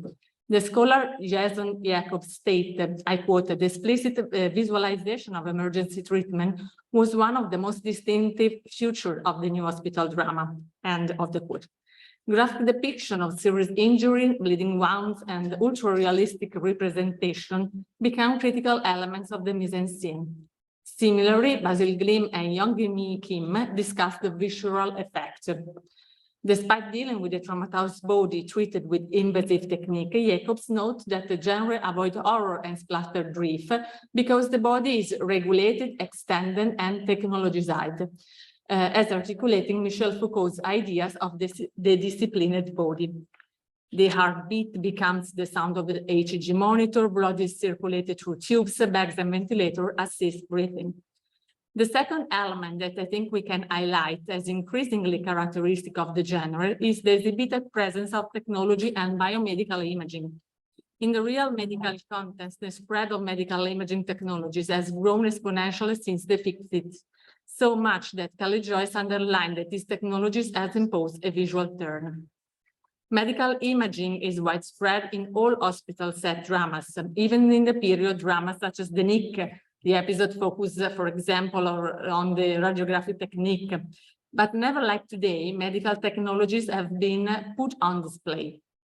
Let's think, for example, of the numerous product placements agreement of shows such as the ongoing Grey's Anatomy, which advertises, even through special episodes, the Littmann stethoscope, the Da Vinci surgical system, that was this one, the Lodox X-ray CAT scanner, this one, the Philips CT scanner, this one. A particular emphasis is placed on the experimental technologies like the MaxPen pen that determine whether the tissue is normal or cancerous, this one, or the futuristic use of the 3D printer CubeX, or the floating 3D holographic images technologies developed by the Real View Imaging Limited that merges the data mined from X-ray, MRI, and ultrasound imaging. Let's not forget one of the hospital drama built on the union of medicine and technology, Pure Genius CBS, set in Silicon Valley and defined as an high-tech doctor drama. Analyzing not only the diffusion, but the use of imaging in medical dramas, television doctors relate to the sick body primarily through screen and diagnostic images, which have become indispensable for identifying the disease and monitoring treatment. In many sequences, the patient body is not physically present. The doctor contemplates medical images of the body. Furthermore, it's often through bioimaging that the doctor interprets the body for both the patient and the resident on the teaching hospital. The doctor-intern relationship overshadows that between the doctor and the audience. Technologies give us just the inside of the body and the medical dramas. In the medical dramas, they have been widely integrated into narrative and stylistic terms. Moreover, bioimaging is perceived as an element of evidence. The technology sophisticated and objective analysis has an essential role in the clinical decision-making, also about the evidence-based method at the basis of medical education. At the same time, diagnostic imaging remains silent for the patient and for the public. To decipher these images, the doctor's competence is necessary, giving the physician superior knowledge and a position of authority. Indeed, our medical division has done the most work of diagnostic interpretation. Dr. Gregory House is inspired by Dr. Lisa Sanders' New York Times Magazine column Diagnosis. In Dr. House, the medical merges with the procedurals, reports, and medical imaging become pieces of objective evidence, which rarely match the patient narrative, but must be put together in a coherent puzzle. As Dr. House teaches us, patient lies, but medical reports don't. So the doctors make the correct diagnosis only by following the evidence of report and medical imaging. As in many medical dramas, the patient medical history plays a secondary role. The repetitive scheme assigned to this part, always carried out in the hospital, flatten the representation of the sick person to a series of symptoms. In the custom of the fictional genre, we never have access to the representation of the patient of the week in their everyday life, not even in flashback. The patient's narration eventually builds a dramatic climax, but the focalization remains anchored to the doctor. In this perspective, the originality of Dr. House's narrative construction lies in proposing a mediation between two opposing trends. On the one hand, the blind faith is a sophisticated diagnostic tool, and on the other, the art of clinical reasoning. Rapezzi, Ferrari, and Branzi, in White Coats and Fingerprints, meditate on the clinician detective analogies during the Golden Age, the end of 18th century, and I quote, "During the Golden Age, the two disciplines thrived on a climate of faith in the unlimited capabilities of science and based their method on a deterministic interpretation of clues, signs, and symptoms. Detective and clinicians reach a final reasoned diagnosis by decoding sign clues that are often meaningless or disconcerting to the layman, not by chance, but shortly after the Holmes-Watson couple, we recall here the fictional character of John Thorndyke, created by the pen of Richard Austin Freeman. In Dr. House, beside bioimaging, the audience can literally enter the patient body and see the inner working thanks to the miniature effect, motion control photography, and 3D motion capture. Some scholars have referred to the X-ray aesthetic or anatomical vision. In the field of media study, Joseph Van Dijk suggested the fitting expression of endoscopic gaze, also about the contemporary cultural ideology of the transparent body. In my opinion, there is an aesthetic analogy between biomedical imaging and digital compositing used to probe internal body surfaces and spaces. In both cases, there are computational images, data processing, and visualization, which, due to the grain and the color, refer to the virtual representation of the body. However, this style of representation is promoted as realistic, truthful, and believable. This kind of representation in the medical scientific context has been legitimized by the Visible Human Project, this one, and was conveyed to the general public through the digital effect of the forensic drama CSI crime science investigation. The Visible Human project is a 3D anatomically detailed representation of the human body realized from a natural cryogenic body, 2 bodies, 1 male and 1 female. The proximity between CSI and Dr. House is also underlined by Antonella Napoli and Alessandra Santoro. I call the study observation also to bones, in which the inner body is visualized by the graphic of the angulator or angelatron. In all the narrative of this series, the internal 3D visualization of the inner body share the with bioimaging, the virtual aesthetic, the functional dimension, and the status of evidence. Graphic visualization, perhaps precisely because of the explicit, fictional, technologically reconstructed algorithmic nature, becomes credible as infographic in an educational test. Unsurprisingly, the aesthetic convention is also used in the recent medical drama, The Good Doctor. In this case, I go quickly to this part when enter in the body. This is the kind of anatomical visualization.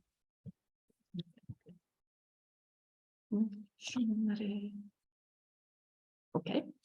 The Good Doctor. In this case, the augmented capabilities of the physician with high-functioning automatism allow how imaging alternative medical solution quickly. The narrative of a doctor with an anatomical vision, quite like biomedical imaging, encyclopedic knowledge, and a fast data processing capacity as an alternative point of view, talk about, on the one hand, the permeation between man and technology, and on the other hand, it seemed to project us in a futuristic scenario governed by artificial intelligence.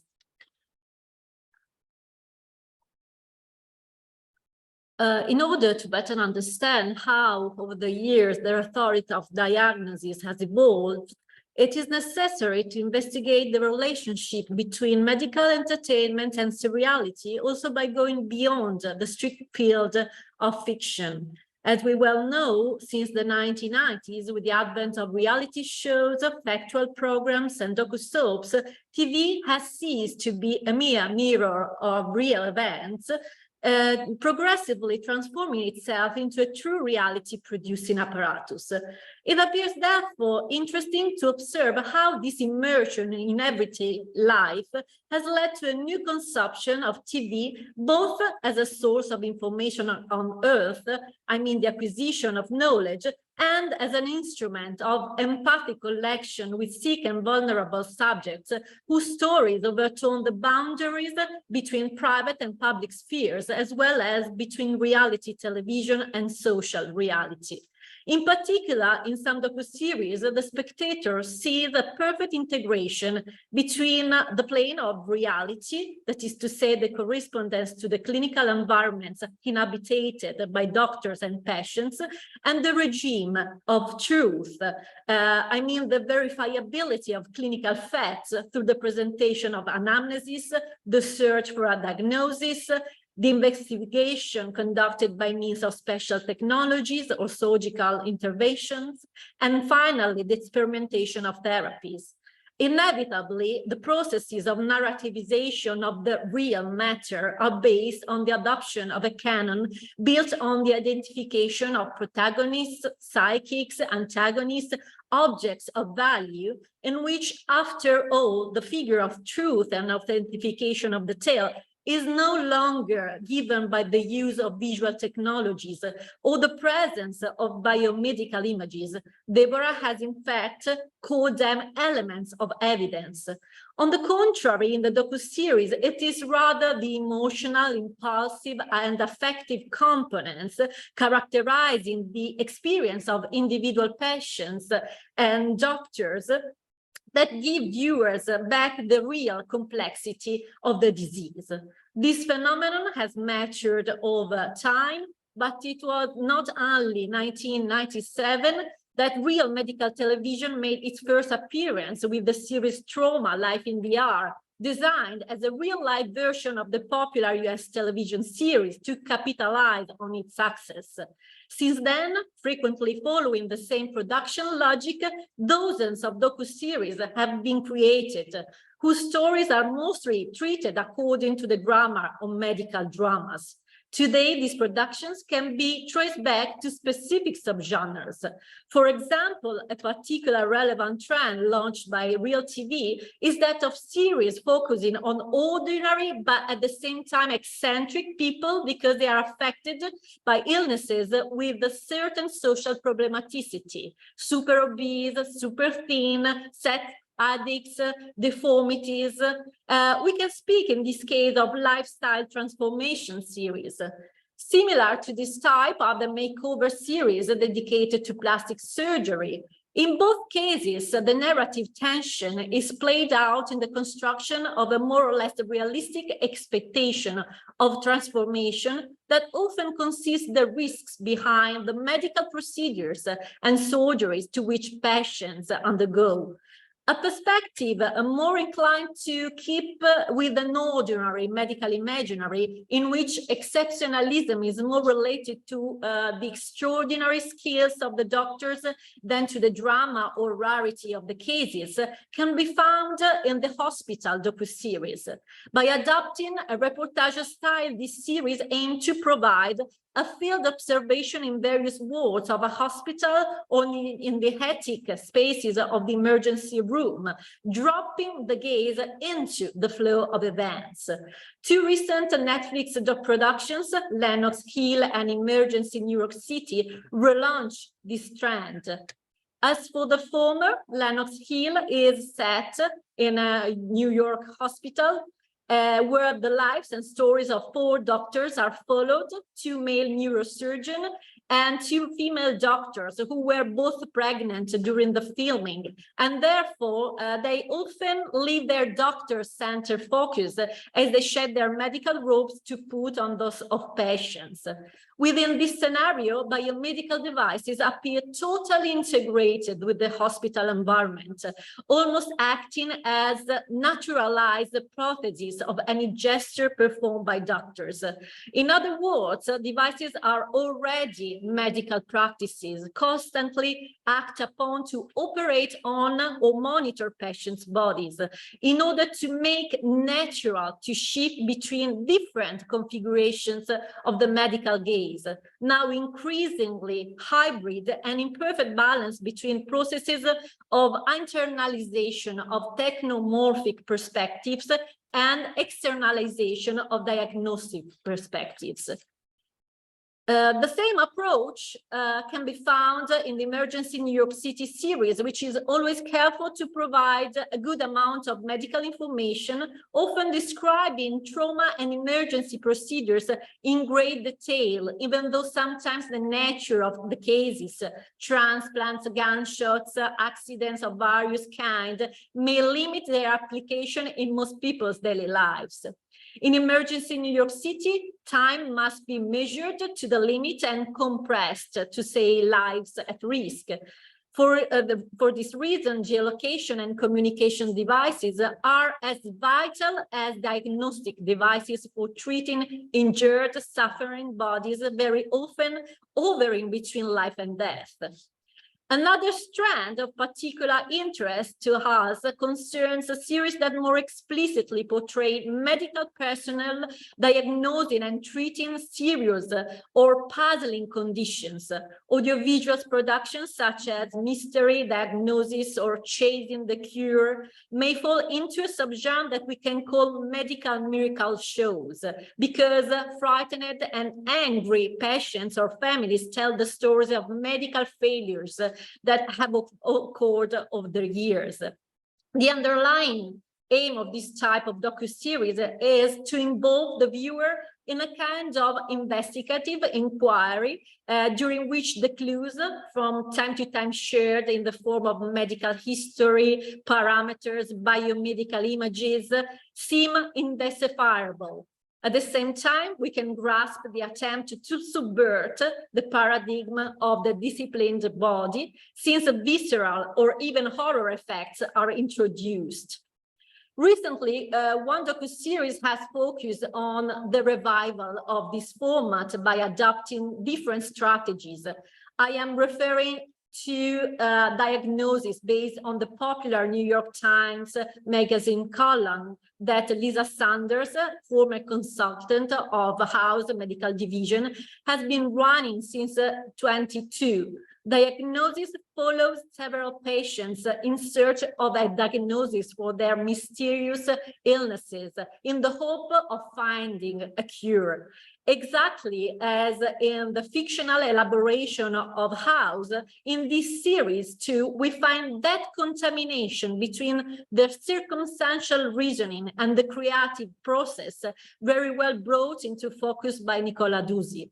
The failure to define a diagnosis also here puts ordinary scientific knowledge into crisis in order to go in search of new enlightening insights that had previously eluded doctors. If in fiction, these insights were entrusted to a single character with an exceptional, an exceptional mind, here the choice is made to collapse both the personalism of the doctor and the authoritas of a single scientific community in favor of an openness towards the multiplicity of perspectives of global crowdsourcing and social media. As in the tradition of the medical miracle show, the scientific documentation appears silent or incorrectly deciphered. Moreover, biomedical devices are flanked by CGI elaboration to illustrate to the viewer by means of anatomical visions the various new diagnostic hypotheses identified by the crowd. If therefore knowledge is no longer the result of a process of learning and acquiring established skills, anyone can have the authority to speak up and be listened to at the risk of undermining and neutralizing scientific sources, be they medical personnel or biomedical documents. But let's go straight to the conclusions. Our investigation into medical serial forms in both the fiction and documentary fields has brought to light certain points of contact in the way the rhetoric of diagnosis is treated narratively. In both fields, we find, in fact, a contamination of elements that draw from the repertoires of melodrama and detection story. If, however, these elements are used to consolidate a narrative model mainly based on the figure of the doctor hero in fiction, within the docuseries, great space is given to the patient's feelings and private life.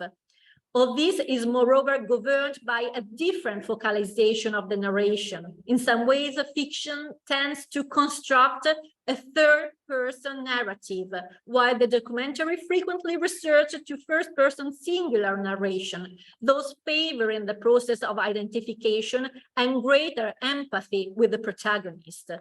Another significant issue is given by the different valorization of biomedical devices, whose presence in the representation acts as a mark of evidence and authentication of the medical discourse in fiction, whereas in docuseries, biomedical images are directly connected to modes of action and practices of use, even when they are opaque for the definition of the diagnosis. In this sense, not only an increasingly sophisticated prosthetic gaze is the access key to the transparent body, but the viewing of medical dramas and docuseries provides the spectators with meta-communicative skills because it gives instructions for use in reading medical images of their own bodies. Thank you for your attention.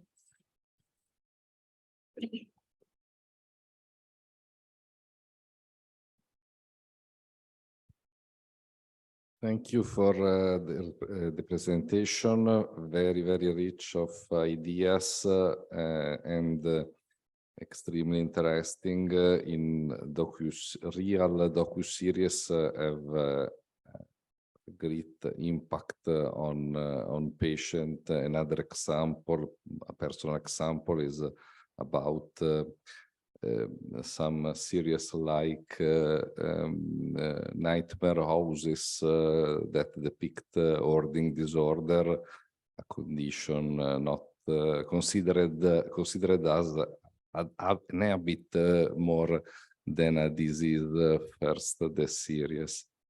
Very interesting, thank you. The third speaker is Elisabetta Locatelli, PhD and adjunct professor at the Università Cattolica del Sacro Cuore, Milano. She presents entanglements between social media and TV series, explaining psychology through TV series. Please. Hi all, thank you for the introduction. I'm going to share the screen.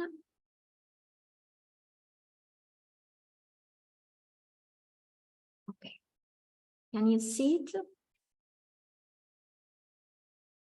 Yes. Yes, of course.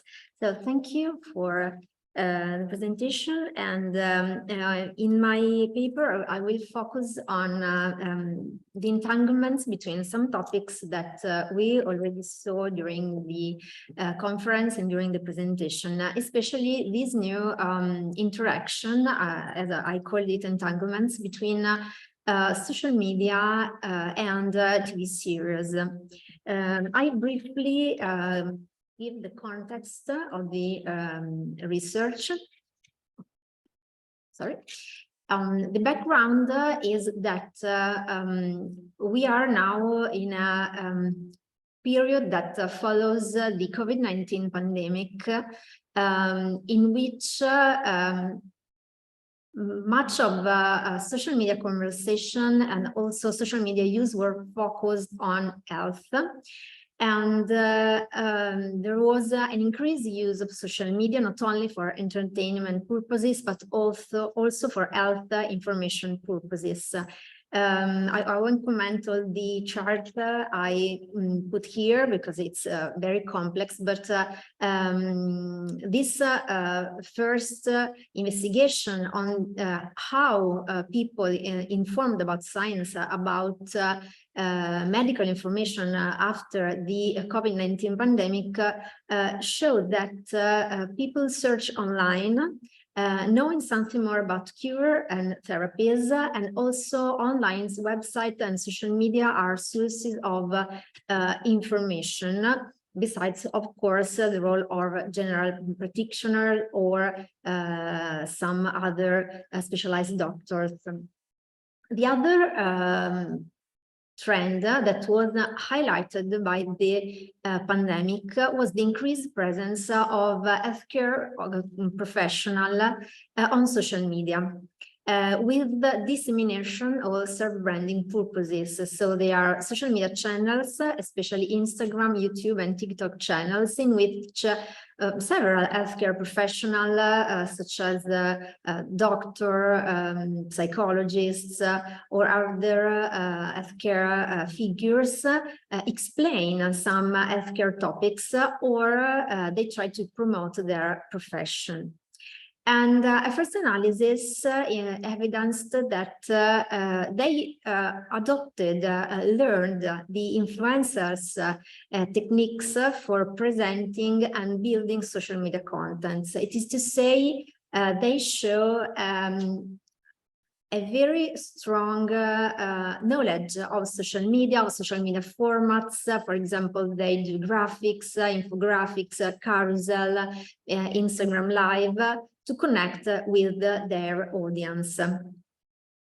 And the context of this case study is that the elicitation brought by all these trends were collected by several projects which I'm in. It is to say, very briefly, a project of third mission dissemination, Art Communication Monitor, another project connected with the teaching and students empowerment, and another project that has just started in Trust in Science, that is an interdisciplinary research project dedicated to the communication of science and on the trust in science. The case study I'm going to show you is one of the first cases and a part of the preliminary research that I carried on within this framework. The case study is particularly interesting for the topic of this conference because it shows the entanglement, as I already said, between TV series, social media, and psychological and psychotherapeutic therapy. TV therapy is a project held by psychologist and psychotherapist Alessia Romanazzi and her sister Giorgio Romanazzi, TV series editor, putting together their jobs and competencies. The goal is to explain psychology through TV series, not only medical TV series, even if I will focus on the 2 episodes of this podcast that are on medical TV series. And the formats that they use is a podcast, social media contents, and also a weekly online group psychology therapy practice. I did the content analysis of their podcast and also an interview with the 2 creators. And how the case study is structured. As I've already said, there is a new episode of the podcast each Saturday, and social media contents, especially on Instagram, to promote the episodes that are focused on some topics that can make people curious to download and to listen to the podcast. And also there is this online technique of group session of psychological therapy. As the psychologist said to me, they are support group where participants are selected with a preliminary interview in which people without serious disease or psychological conditions are admitted because it's not the place for doing a one-to-one psychotherapy, but are more like group or psychological support or discussion, in which TV series are used as a tool for eliciting personal emotions and feelings. The podcast episodes are between 30 and 50 minutes length. There are 2 narrators, the creators, that in the beginning of each episode describe the TV series and then deepen the analysis of the psychological dynamics or diseases treated, also adding anecdotes and behind the scenes of screenplay and production. Also, the title is connected with the TV series style because it recalls Friends' title style, the one with and then the topic treated. Social media contents are especially Instagram posts published on the accounts of the 2 creators that are Instagram accounts dedicated to dissemination and to speaking about their own disciplines. It is to say, Alessia Romanazzi, the psychologist, speaks of psychology. She explains some trends or psychological disease, while Giorgio Romanazzi is a TV editor, and so she deals with TV series, screenplays, screenwriting, and other topics related. The content analysis of about 3 years of podcast showed an evolution during time, also in relation to the evolution of Instagram itself, from a more simple structure. For example, the first posts were made of 2 graphics and a caption, to more complex posts with videos, reels, or calendars and caption. And also during the time, the interaction with users increased with the comments and discussions, together also with other topics that are not directly connected with TV therapy. For example, on Wednesday, the psychologist does a questions box in Instagram stories that help her to collect questions from her community and then to answer them. As I've already said, TV therapy groups are online psychological therapy groups. They do one meeting a week, and they use TV series to contact personal emotions and to work on them, as in already used techniques in psychology with films or books. The two creators said to me that this technique of using TV series is something new, especially in Italy, and it is also new to use in Italy online groups of psychological therapy. So it is a sort of experiment. They have also a supervisor that helped them to build these sessions, in which they use each time a different series to work on the topics that people that are relevant for people. So they assign an episode or a TV series to watch, and then they discuss about it.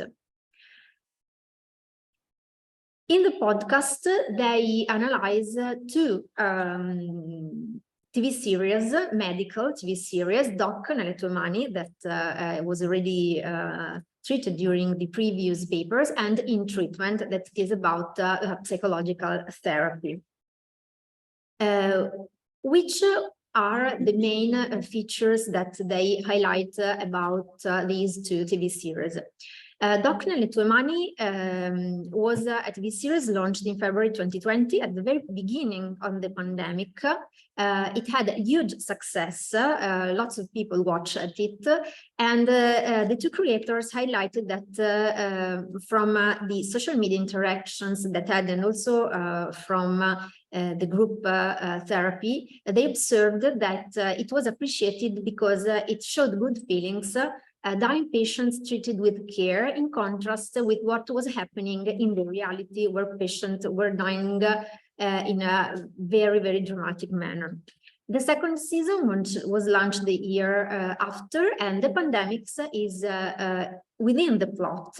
And they noticed that people appreciated the identification with the situation that were carefully described. For example, screenwriters took some very peculiar detail of the Italian situation. For example, the self-certification that was needed in the first phase of the pandemic to move from one place to another, or the footage of empty roads without the one, because everyone was locked at home.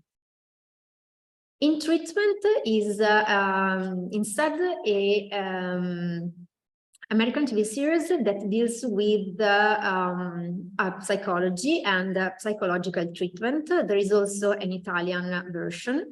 And they said that this series is appreciated because the psychology is described as a human being with positive and negative behavior, and how he or she keeps up with keeping these aspects out of the therapeutical sessions. They highlighted that the series make clear that the perfect therapist does not exist, nor the perfect therapy, because the goal of the psychotherapy is to learn to manage emotions and other psychological conditions. And Giorgio Romanazzi, the TV series editor, highlighted that also the plot and the production of this series followed the weekly rhythm of the session. So the scenes also were registered in the order in which they were watched by people.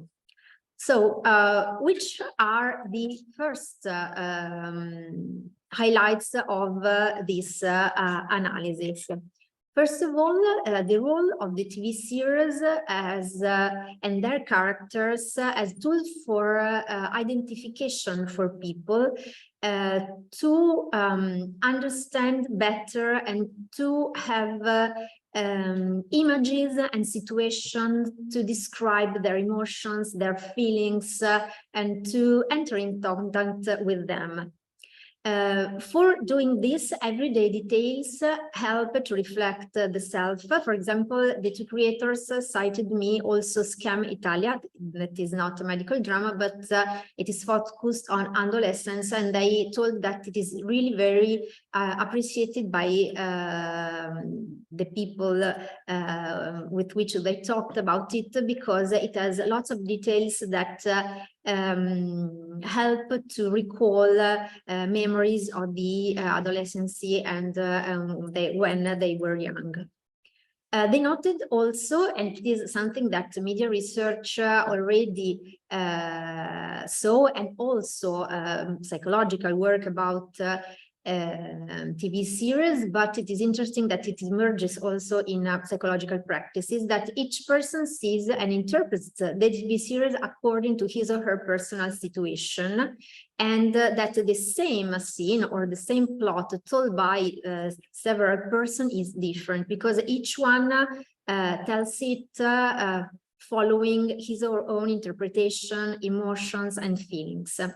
TV series help to give names to emotion and situation, and also we discussed with the two creators that they give the possibility to live some situation without real consequences, somehow like the Aristotelian catharsis. They also noticed that COVID-19 pandemic changed the kind of series watched according also to the evolution of the pandemic itself. For example, in the first period, people watched TV series that was reassuring, or for example, like The Office, that recalled their life at work. While in the following times, series more related with entertainment or other topics were more appreciated, because, and they argued, the two creators, that people followed psychological needs that draw the choice together with platform recommendation algorithms. They noticed that what was trending, what was pushed by the platforms was also something that people watched. So several elements entered into the choice of TV series. And coming to the very last conclusions, social media instead are places of discussion and information, not only about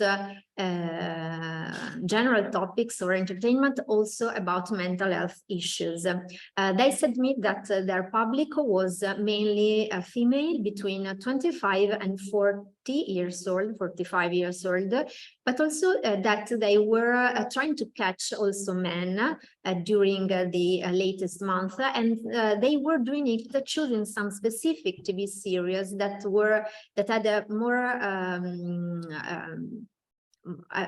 public with more male, to catch them without speaking directly about mental health issues, and this was working. Also, they highlighted the role of healthcare professional as responsible content creator. The psychologist said me that after she started her social media project on Instagram, she studied a lot more, because she wanted to be very accurate about the content she posted, and also to write and communicate them in a simple but not banal way. At last, as I've already said during the presentation, TV series are not only entertainment, but also contents useful to reflect on themselves, on emotions, feelings, personal situation. And I found a similarity with the media studies paradigm of uses and gratification, in which people choose the media content to be consumed following the desires, the needs that they have. So it is interesting that also in a psychological practice, the two creators saw something that media studies and sociological approaches to media already noticed, and it is interesting to go on with this entanglement and triangulation between several media. So thank you for attention.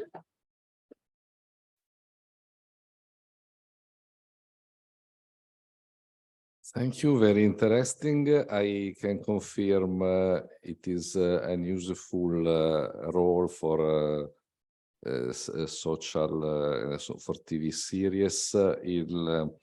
In my clinical practice, it is happened that young patient asked to discuss specific sequences or parts or scenes of medical dramas or other contents, docuseries, and as an example of psychological mechanism or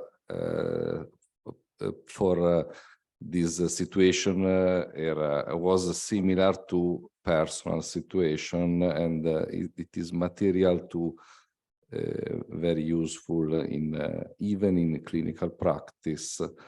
Thank you. Okay, I think we can open the discussion. Is there any question from the audience for speakers?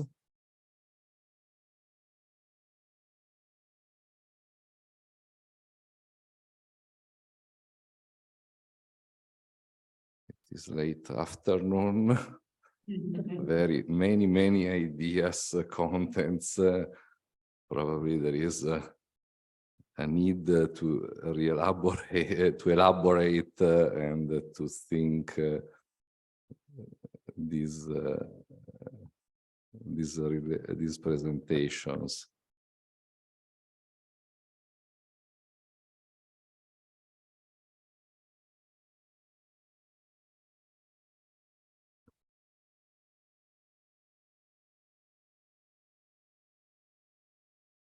Hi, I'm Stefania Antonioni. I have a question for Deborah Toschi and Alice Cati, but especially for Alice Cati, I think, because you mentioned some American docu-series, and I want to know if you have the chance to analyze some Italian docu-series about the medical field. Thank you for your question. Actually, I haven't already analyzed any Italian docu-series, but I wish to do it because I would like to compare not the different format, because as I saw, Italian docu-series adapt American format, but I would like to deepen the differences at also a medical political point of view in the representation of the doctors, and also the relationship between doctor and patients. That's what I would like to do it. Also in some web series, because seriality is also adopted in another context, like in hospital, in the foundation, in Gemelli Foundation, we saw that was produced a docu-series about young doctors, so it could be interesting how the models of medical serialities has evolved in different contexts with different purposes. Yes. Thank you. Thank you. Thank you very much.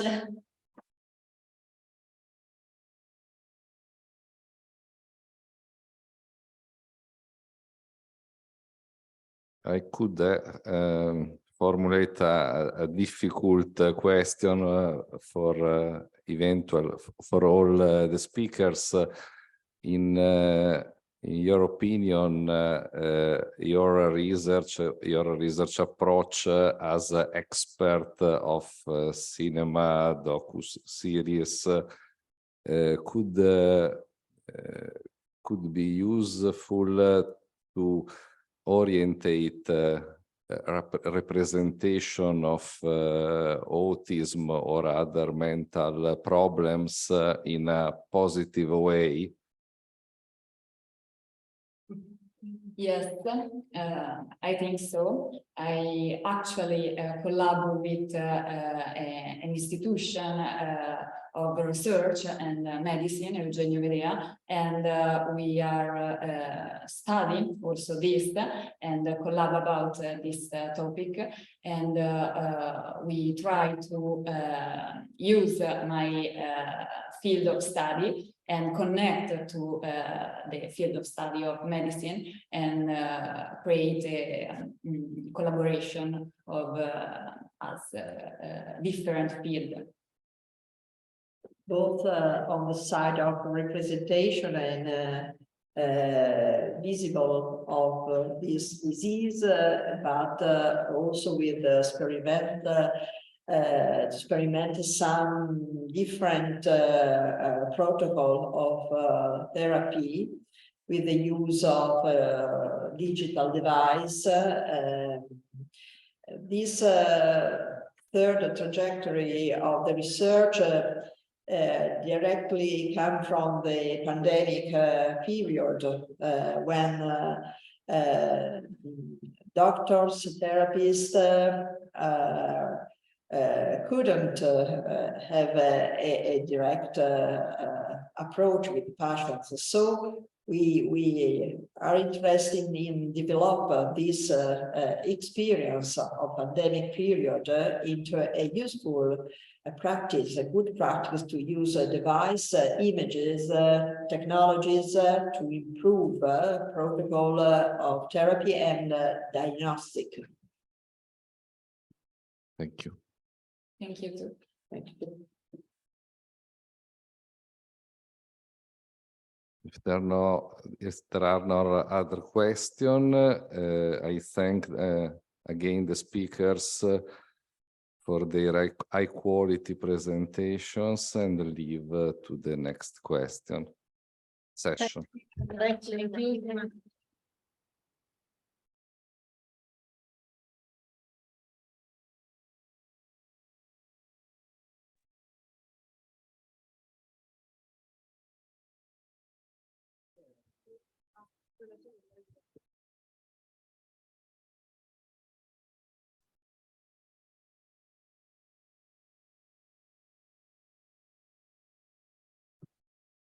Adesso c'è 15 minuti, ci sono 15 minuti di coffee break.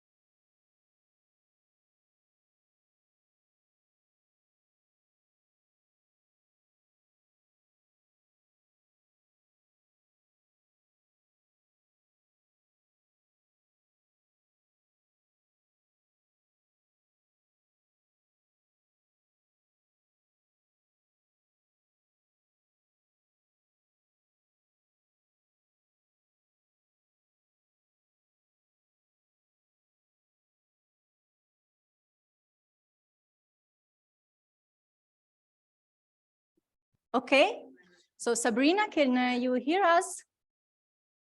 Yes. Okay. You hear me?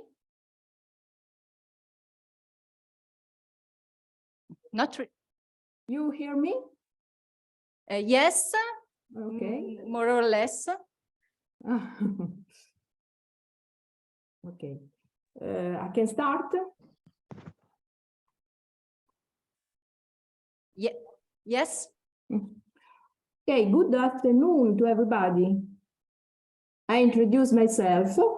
My name is Sabrina Moretti, and I am Associate Professor of Sociology at the University of Urbino, where I teach methodology of social research and the social network analysis. I am very happy to attend this conference. The topics are very interesting, and I'm learning many new things that I didn't know before. I thank for the invitation, all the organizers, in particular Stefania, Antonioni and Marta, Rocchi, and also all those who made this event possible. But I'm very sorry not to be present. Unfortunately, due to the serious emergency that has arisen in Emilia-Romagna, the railway lines are interrupted and there are no trains between Urbino and Bologna. Fortunately, it is possible to participate online, but it is certainly not the same as being present. I would like to get to know all the participants personally. So in this last session, we have 3 very interesting presentations on the analysis of the narrative structure of some medical drama series. The first speech is from Andrea Bellardinelli from the University of Ferrara about the representation of the anti-hero in medical drama. The second presentation is from Paolo Braga from the Catholic University of Milan, which proposes an analysis of the ER series from the perspective of screenwriting. And then the third speech is from Madeleine Terry from the University of Jean Moulin Lyon-Troyes that analyzes the function of metaphors in medical drama. You know, you have 20 minutes for your presentation, so we have some time for questions that can be answered at the end of presentations. I don't want to take any more time, so I introduce the first speaker, Andrea Bellardinelli. Teaches semiotics and narratology at the University of Ferrara. He is the author of various books and papers about semiotic, film narrative, and television series. Among his most recent publications are Che cos'è la narrazione cinematografica with Bella Vita and Che cos'è una serie televisiva with Grignafini. The title of his presentation is When the Doctor is Sick or the Medical Anti-Hero. Please, Andrea, you can start. Okay, thank you for your introduction and okay, already the PowerPoint. So thank you to Guglielmo and to the 2 organizers for inviting me here. It's 10 years more or less that I'm hunting conferences of television studies, but I am a semiotician and a narratologist. But okay, you host me anyway.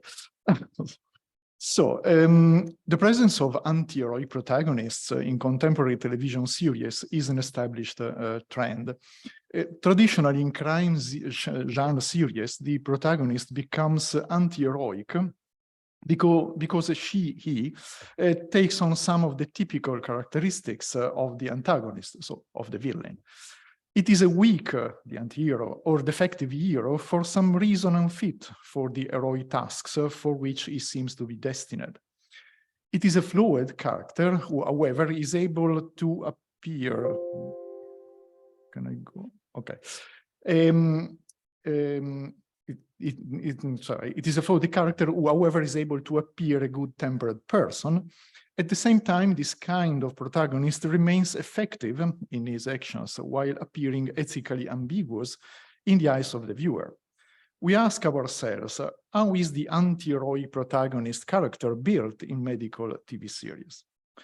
First of all, in every medical series, in every medical plot, there is always the character of a doctor who opposes the protagonist, and this figure represents a sort of specular version of the protagonist's characteristics, performing the function of the classic opponent, according to the logic of the hero's opponent helper couple, so from prop to grey mass. So.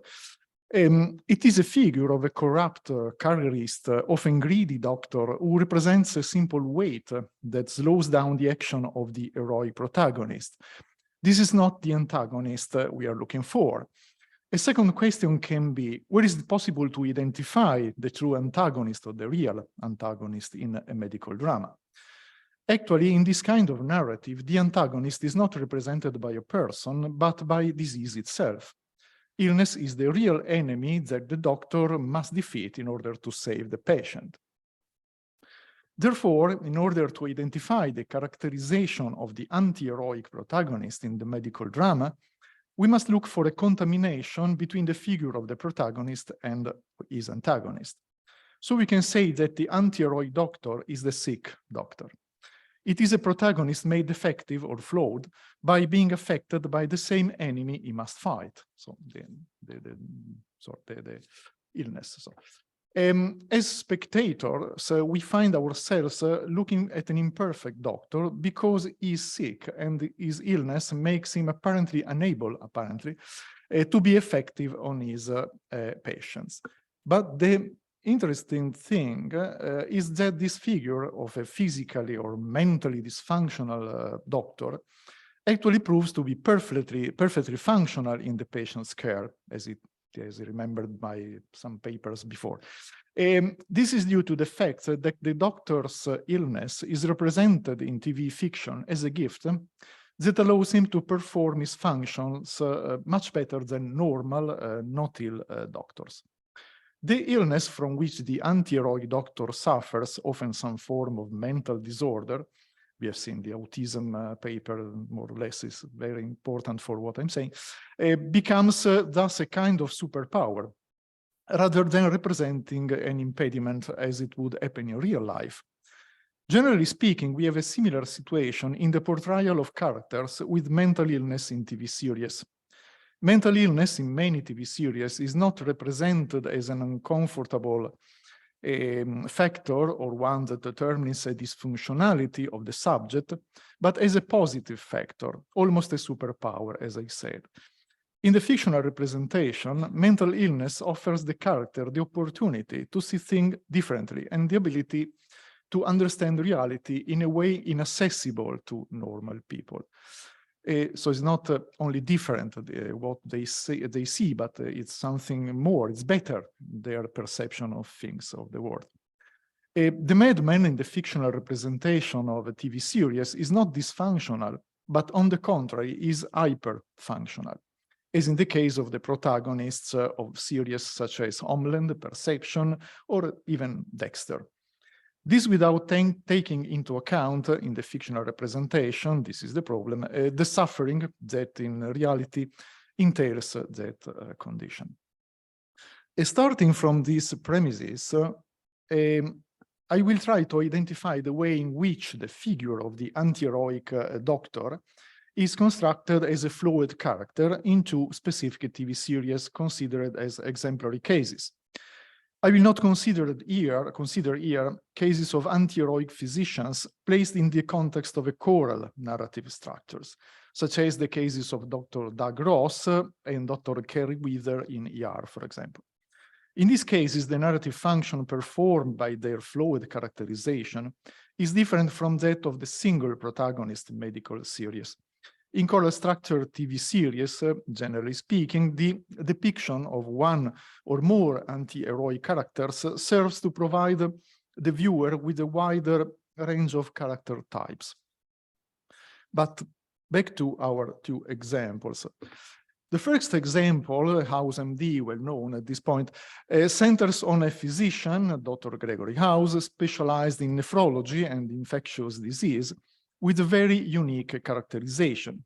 He is in charge of an emergency diagnostic medicine unit that deals with extreme and difficult clinical cases. The problem is that his great diagnostic abilities are accompanied by a particularly difficult character. He is basically an antisocial person who refuses any contact with his patients and behaves brusquely and aggressively even with his colleagues.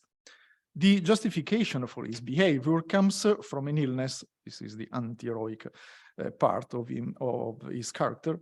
He suffers from an impairment in his right leg that limits his movement and brings constant pain. Because of this, House has become addicted to a strong painkiller, Vicodin, which further exacerbates the toughness of his character. Despite his physical impairment and difficulty in interpersonal relationship, House is portrayed as a capable physician who solves clinical cases where other doctors would have failed. This side of the character's characterization seems to allow the scriptwriters to take the rationality of his behavior to extremes. If House is apparently devoid of empathy for patients, his judgment will not be distorted or impaired by any emotional involvement. Illness increases, in this sense, rationality and thus the character's operational and pragmatic effectiveness in his professional activities. On the right side of his slide, you have a shot of House at the board, a situation in which he discusses with his medical team complex clinical cases. Here, in these kind of scenes, he shows his extreme rational ability. The other relevant case is that of the protagonist of the TV series The Good Doctor. The protagonist of the series is Sean Murphy, who has autism and Savant syndrome. He comes from the small town of Casper, Wyoming, another handicap in a certain sense, where he had a difficult past of abandonment and loneliness. After graduating from medical school, he gets a job at San Jose San Bonaventure Hospital, a prestigious private medical institution. He is helped and mentored in his career by his friend and sort of stepfather, Dr. Aaron Glassman. Thanks to the latter, Dr. Glassman is hired at San Bonaventure, creating controversy and divisions within the hospital board. Here are the opponents of Murphy. His savant abilities include near photographic recall and the ability to note minute details and changes in patients' conditions.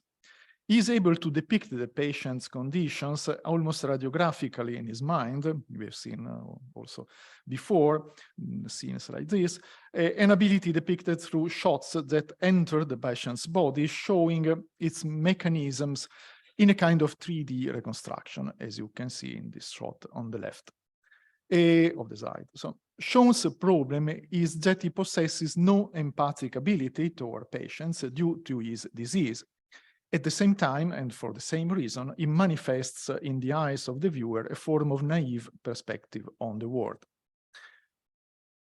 I will leave aside the more properly ethical issues that the portrayal of a dysfunctional doctor raises in the viewer's perception.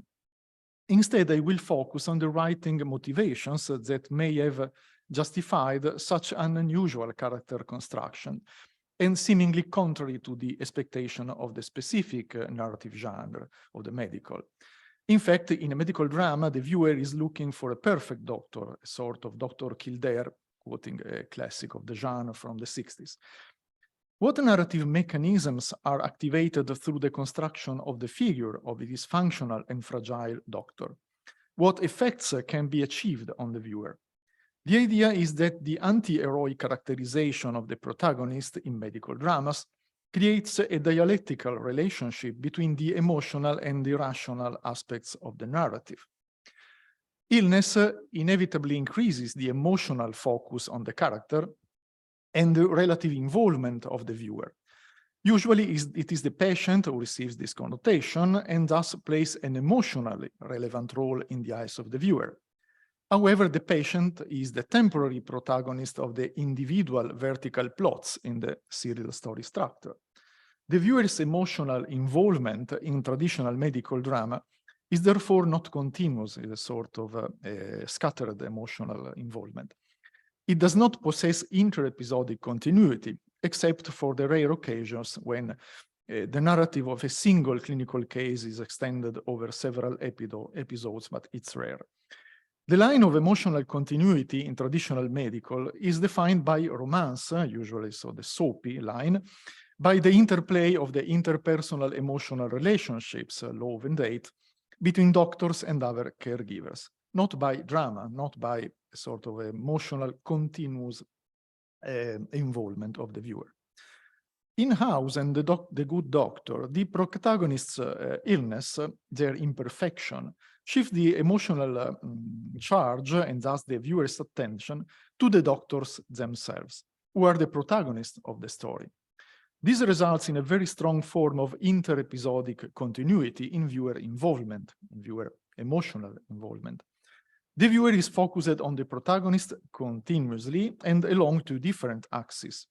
The sick doctor is at the same time perfectly rational and efficient at work, but in the eyes of the viewer is also the source of a strong emotional charge and investment, unusual in other medical series in which this charge is on the patient's cases. In conclusion, we can say that Gregory House and Sean Murphy are thus invested with a complex role.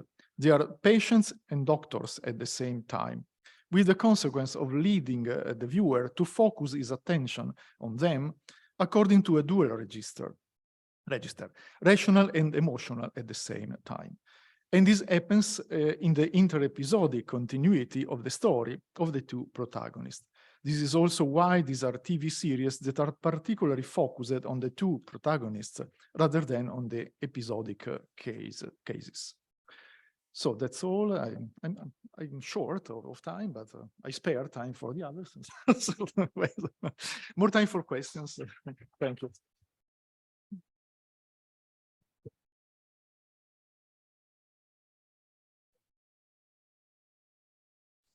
Okay, thank you for your stimulating presentation. Now we can move to the second presentation. Okay. I introduce the next speaker, Paolo Braga. He is associate professor at the Catholic University of Milan, where he teaches screenwriting, semiotics, and journalism. And also he teaches at the Master in International Screenwriting and Production. He has published extensively on the topics of the construction of empathy with characters and of US television series. The rhetorical and persuasive dimensions of storytelling are his general research area, which he has treated in several articles and books. The title of his presentation is No Rest for the Weary, How ER Innovated Medical Drama Focusing on Empathy. Please, Paolo, you can start. Thank you, Sabrina. Can you hear me well? You can hear me, yes? Yes, Thank yes. you, thank you very much. Yes, okay. Grazie. Allora, condividi schermo.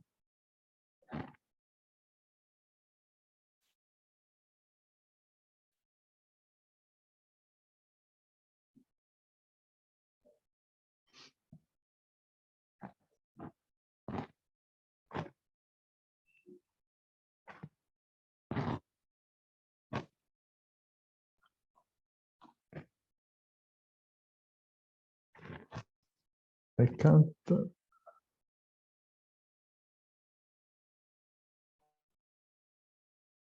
I'm a little problem. I can't see my presentation.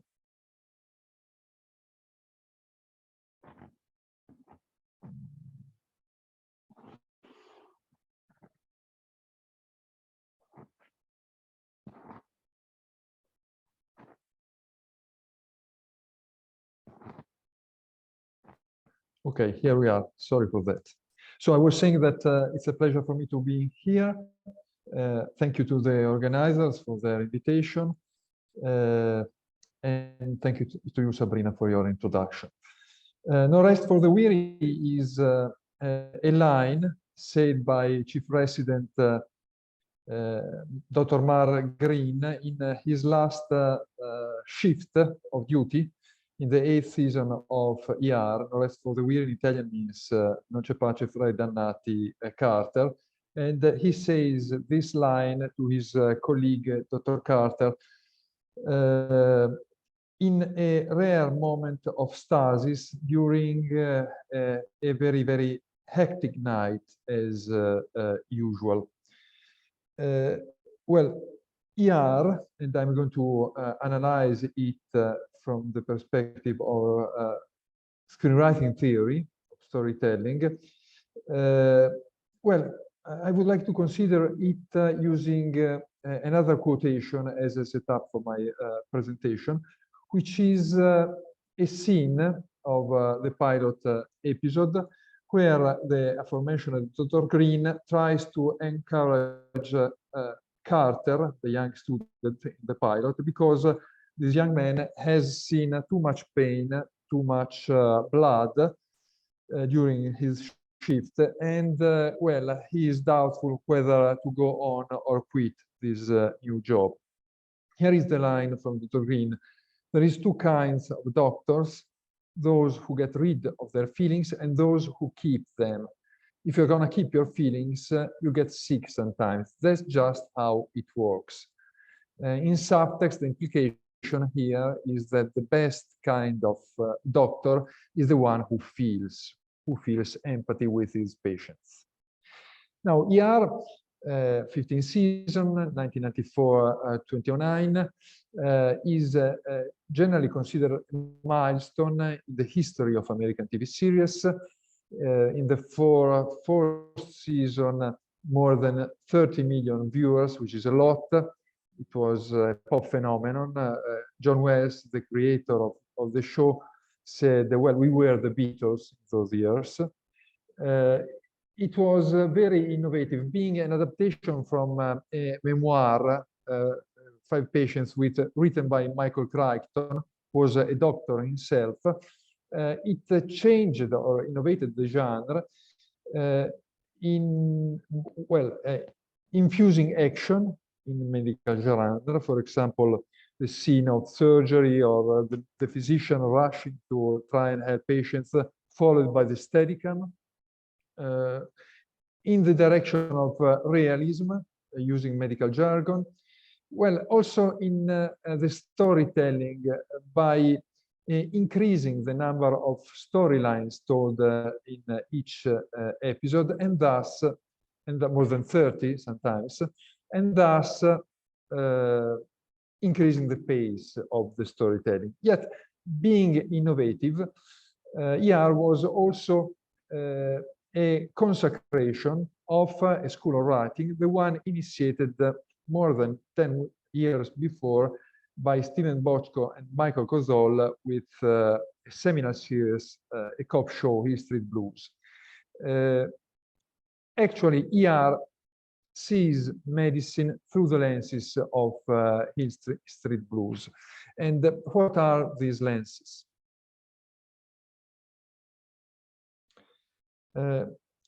First of all,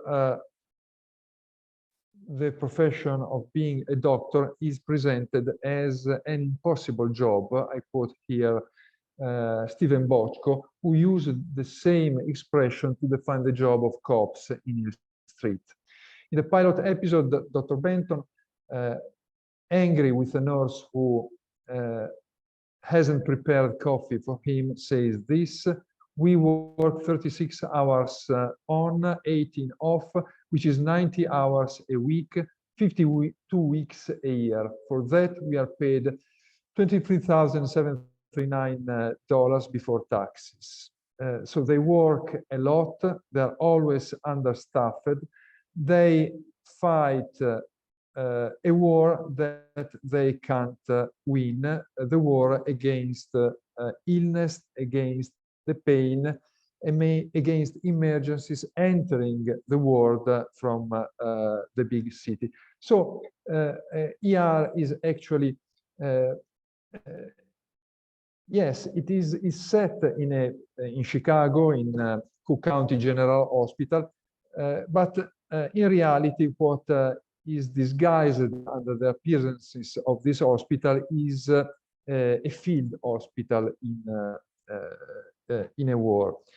To quote another character of the show, Dr. Lewis, still in the pilot episode, while diagnosing a cancer to a patient, Mr. Parker, she says, well, Mr. Parker, if there is one thing you learn in my job, is that nothing is certain for you, the patient, and for us, the doctors too.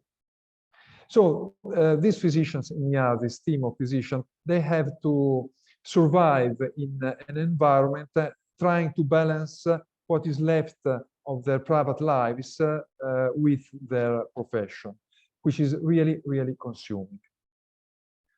Well, a second trait that is common to illustrate is that these the characters in ER, are not classical heroes. They are not anti-heroes yet. I would define them resisting heroes.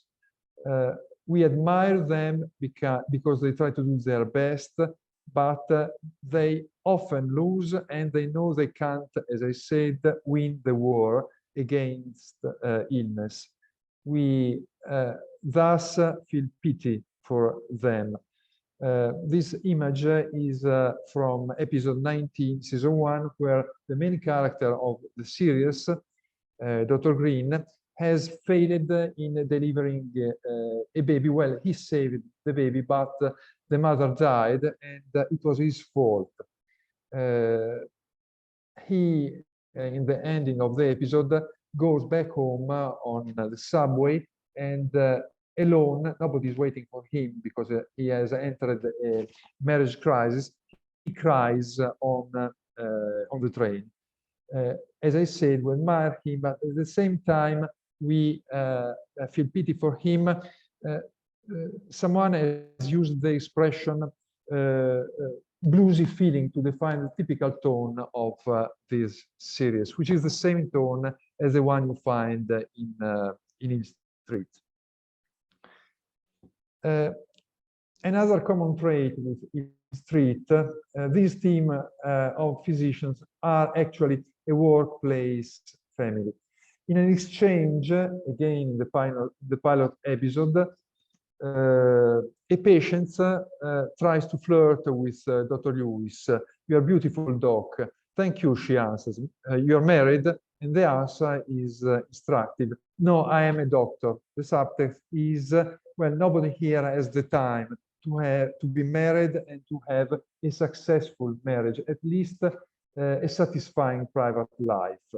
Why? Well, because outside their values, family are in a crisis. Yes, the series could be a mirror of this crisis, but also it's useful for the screenwriters to keep the characters in one same place, the arena, where they feel understood. Yes, they have conflict, but it's there that they feel really understood for what they are, and it's easier for us to empathize with them all. So this is, in this diagram, you can see the formula of the series, the arena, as they say it in screenwriting theory. I adapted this image slightly from the lessons given by the famous script doctor John Truby. As you see, you have conflict between doctors and nurses, between doctors and patients. Often patients lie in ER, but what creates a pressure cook effect are the emergencies that arrive from outside and the problems that doctors have with their families and relationships. When they are in hospital, they feel guilty because they are not at home taking care of their loved ones. When they are at home, they feel guilty because they are not helping their colleagues in the hospital, which creates a great pressure cook effect. Anyway, the idea is that inside the ward, inside the hospital in ER, you have a controlled chaos. Outside, society is in a crisis. To quote a tagline from Hill Street again, be careful outside there. Now, this topic is seldom tackled in researches regarding American TV series, at least.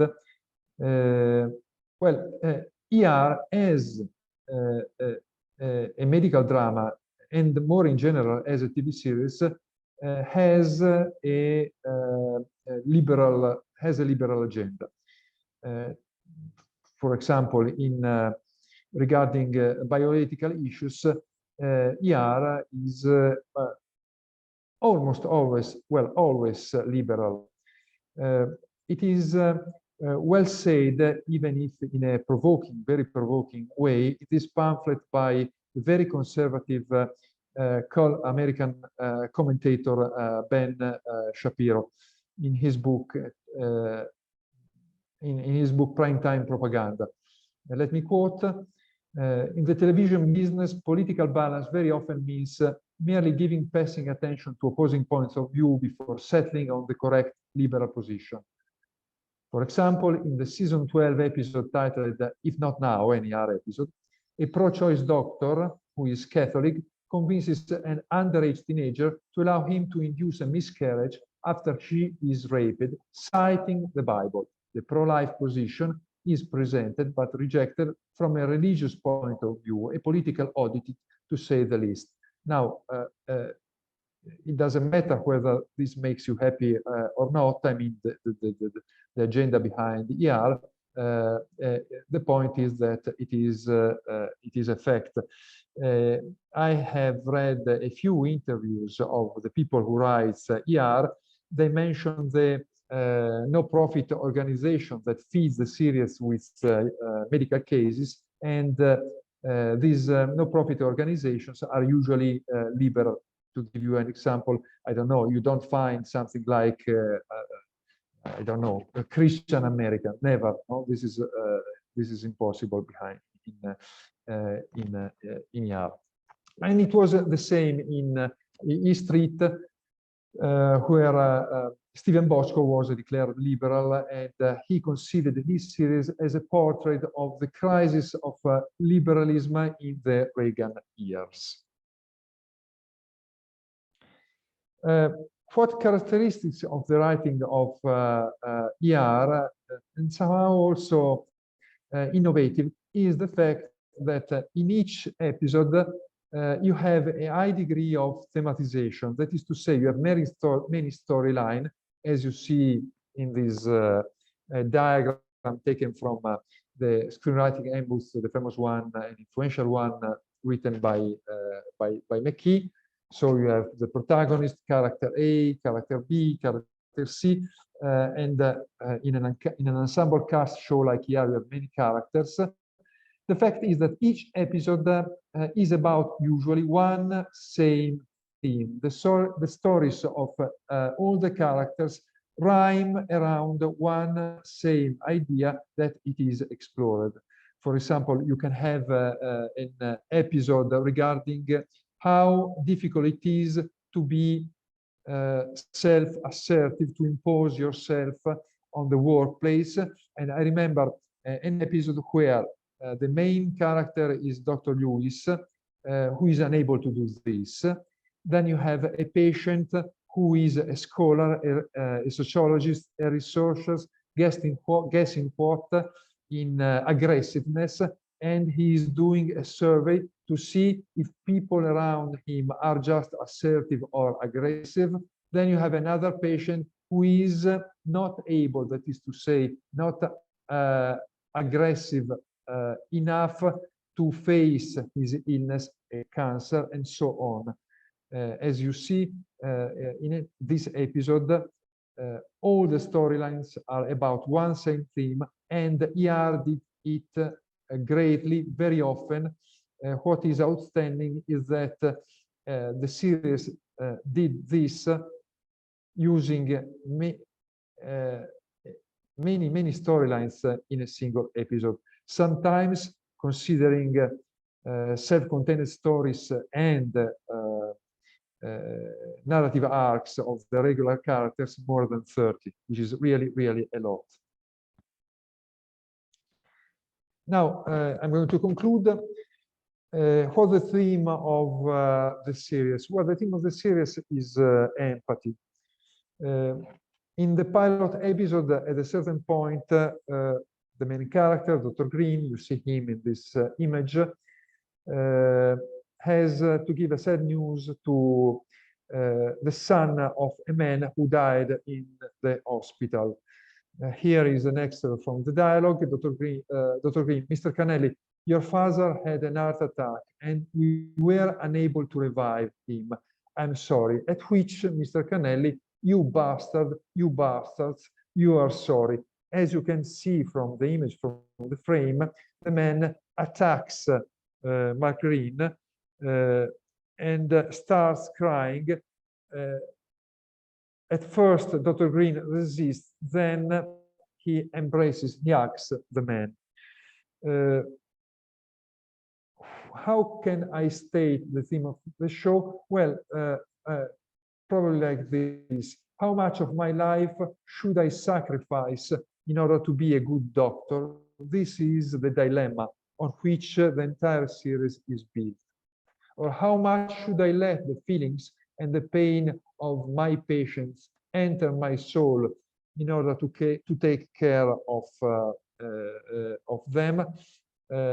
In fact, in the first episode of the series, the dilemma for the main character, Dr. Green, is whether to stay and work in the emergency ward or to move and start working in a wealthy private practice where, well, it seems patients don't suffer as much as those that arrive at Cook County General Hospital. Now, the point is here is how ER can tackle this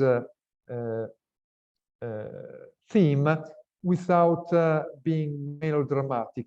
Well, to me, it's because the series is very honest and very realistic in showing you the prices of empathy, the costs of empathy, how much you can ruin your private life if you accept that you should feel the pain of your patients. Also, as the creator of the show, John Wells, says, we trained ourselves and we tried to underwrite melodrama. In fact, usually characters don't talk about this issue. The dialogue that I quoted at the beginning of my presentation was an exception. More often, you see them in silence, you understand how much they are suffering with their patients. Sometimes at the end of their shift, they are alone, and it seems that they wonder what is the meaning in doing what they do for a living. Of course, they feel empathy, but what the meaning of this war? What is beautiful in ER to me is that the series transformed this theme in a question regarding the meaning of pain, of life. It's actually a longing for transcendence. It's not a religious series. Someone has used the expression of secular humanism, both for Hill Street and for ER, and this to me is one of the reasons of its great success. Thank you very much for your attention. Okay, thank you very much for this very interesting presentation. So we move to the third presentation from Adeline Terry. She's a lecturer in English linguistics at the University Jean Moulin Lyon 3 in France. And in her PhD dissertation, which she defended in 2019, she focused on the ex-femistic metaphors used to mention taboo topics in American TV series, including medical drama TV series. Since then, she has kept working on TV series corpora, and she has been more broadly interested in semantic and lexical neology, as well as humor. The title of her presentation is The Many Functions of Disease Metaphors in the Medical Drama TV Series House, MD. Please, Adeline, you can start. Okay, thanks for the introduction, and thanks to the organizers and to all of you for still being here and listening. I'll try to show you a few excerpts in order to make it up to you. Okay, so I'm going to focus on house, and in recent years, linguists have become quite interested in studying the language of TV series, and medical dramas are no exceptions. And house in particular has received significant attention in the field of pragmatics. I'm sure you all know that the series focuses on the life of Dr. Gregory House, a misanthropic diagnostician who solves a new medical mystery each episode with the help of his team. And several papers have focused on humor, sarcasm, irony, impoliteness, and on metaphor in the series. And the protagonist is known to be a social, sarcastic character, but well, so that's why some studies have focused on those topics, but however, quite a few studies have focused on medical discourse in the series, although disease treatment and medicine constitute the main topics of the series. And so in this talk, I'm going to focus on medical discourse and more specifically on disease metaphors and everything related to disease metaphors. And they are kind of overwhelmingly present in the series because it's a medical drama, obviously. And more specifically, I will present the results of a study of a corpus which is composed of the disease metaphors of the first 2 seasons only. And it is based on 2 previous studies in which I studied the metaphors in different TV series, not only in medical dramas, and in which I started to work a bit on functions of those metaphors. But I'm going to try and explore it a bit more, and also to investigate how the metaphors contribute to the characterization of the protagonist and of the series in general. And the theoretical framework I'm going to use is called the conceptual metaphor theory. So there was a preconceived idea that metaphor was a mere ornament, but it has kind of long been swept away by studies on the subject, and especially since conceptual metaphor theory, which was well, first formulated by Lakoff and Johnson in Metaphors We Live By in 1980. And their claim is that metaphor is ubiquitous in everyday life, so not only in literature and things like that, and so that it is really embedded in human cognition.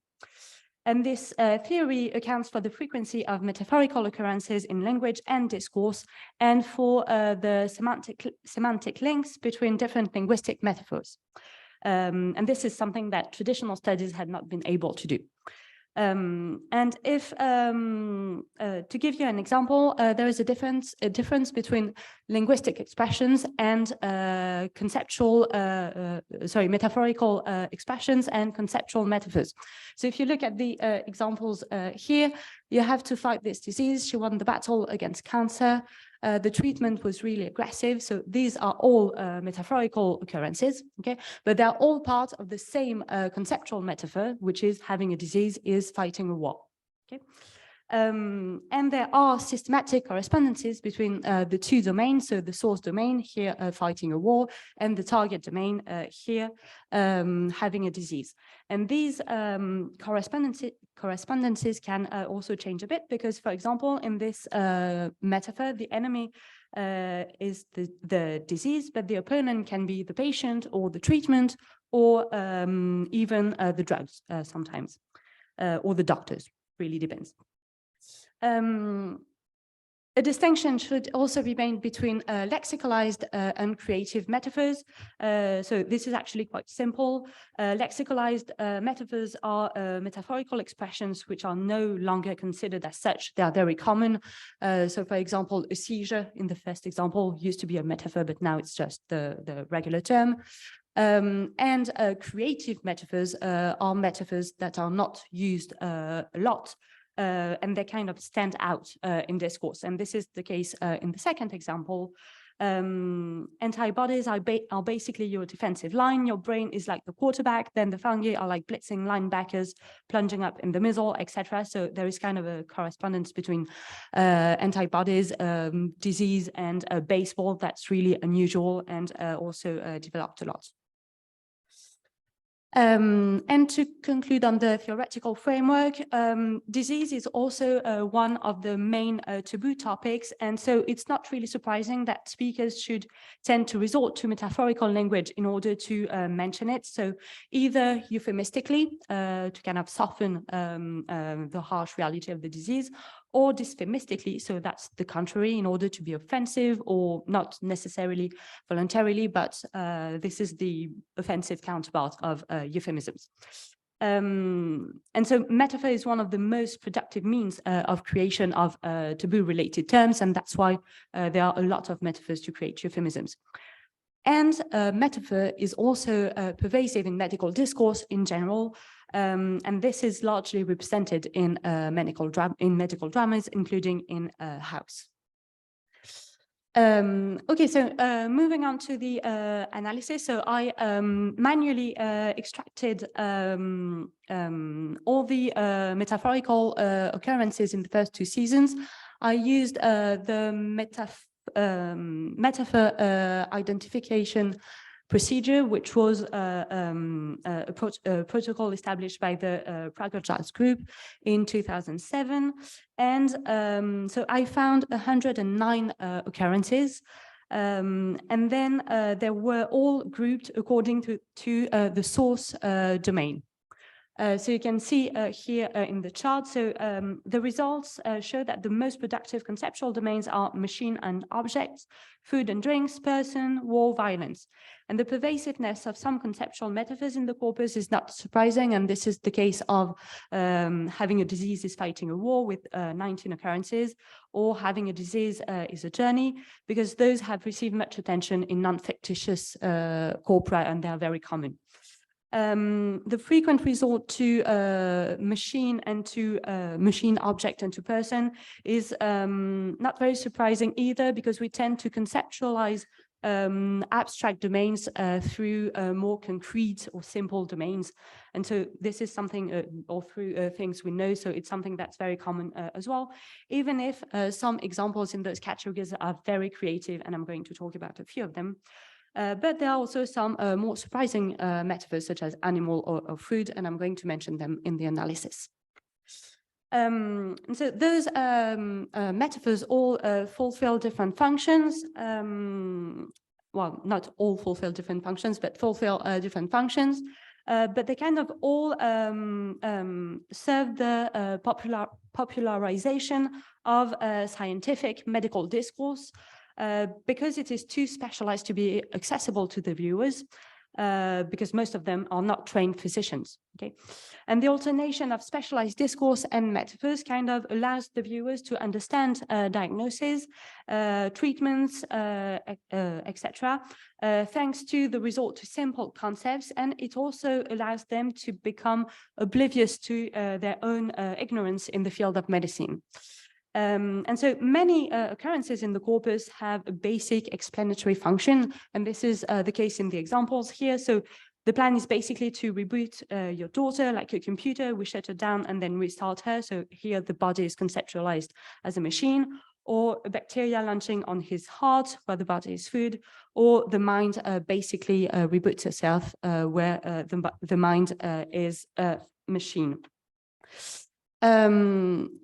But in real life, vulgarization is needed in doctor-patient interactions, but not in doctor-doctor interactions. Okay, and the fact that those metaphors are used in the series, even in doctor-doctor interactions, well, it doesn't reflect real-life interactions. Okay, and so some of those metaphors also have a didactic or persuasive function that is close to the explanatory function because they allow a house to explain a diagnosis by guiding the interlocutor's thinking with more or less success, and this is the case here. You still think the symptoms are unconnected? We've got to take care of her heart. But you wake up in the morning, your paint's peeling, your curtains are gone, and the water's boiling. Which problem do you deal with first? None of them. The building's on fire. We treat her symptoms, she dies. We find the cause, she lives. That tick is an IV drip of poison. We unhook it, she'll be fine. Okay, so you can see the metaphor is a bit difficult to understand at first because it's very creative. Okay, the body is conceptualized as a building on fire. It's not something we're used to. But in the examples I showed you earlier with the mind rebooting, etc., you understand the metaphor immediately because the association is known. And so in a house, usually metaphors kind of remain incomprehensible for a long time because the association between the two domains is incongruous. But ultimately, they allow characters and viewers to understand the meaning. Here, so the paint peeling, the curtains, the water boiling stand for the symptoms, and the building is the body. Additionally, creative metaphors in house also tend to have a humorous function. And this is also the case for the viewers in example 6, the one I just showed you. And there are several factors which can contribute to the humorousness of creative metaphors, including the discrepancies between the source and the target domain, and also the difficulty to retrieve the correspondences. Okay. However, for humor to be interpreted as such, several conditions have to be met, and one of them is that incongruity must be resolved at some point. That is to say that the context, the recipient has to understand the correspondences between the domains at some point. And the second condition would be that the violation has to be benign. That is to say that the context has to be interpreted as safe. And this explains why at inter-character level, the metaphors are not really interpreted as humorous. In the example I showed you, Foreman does not think it's humorous. That's because the characters often do not understand the metaphor, they are under pressure, they need to save their patients' lives, etc. And they are also very often mocked by house. However, things are a bit different for the viewers. Because they are at a distance, okay, and they are not threatened by the fact that the patient might die. It won't be their fault if the patient dies, and they know it's fiction.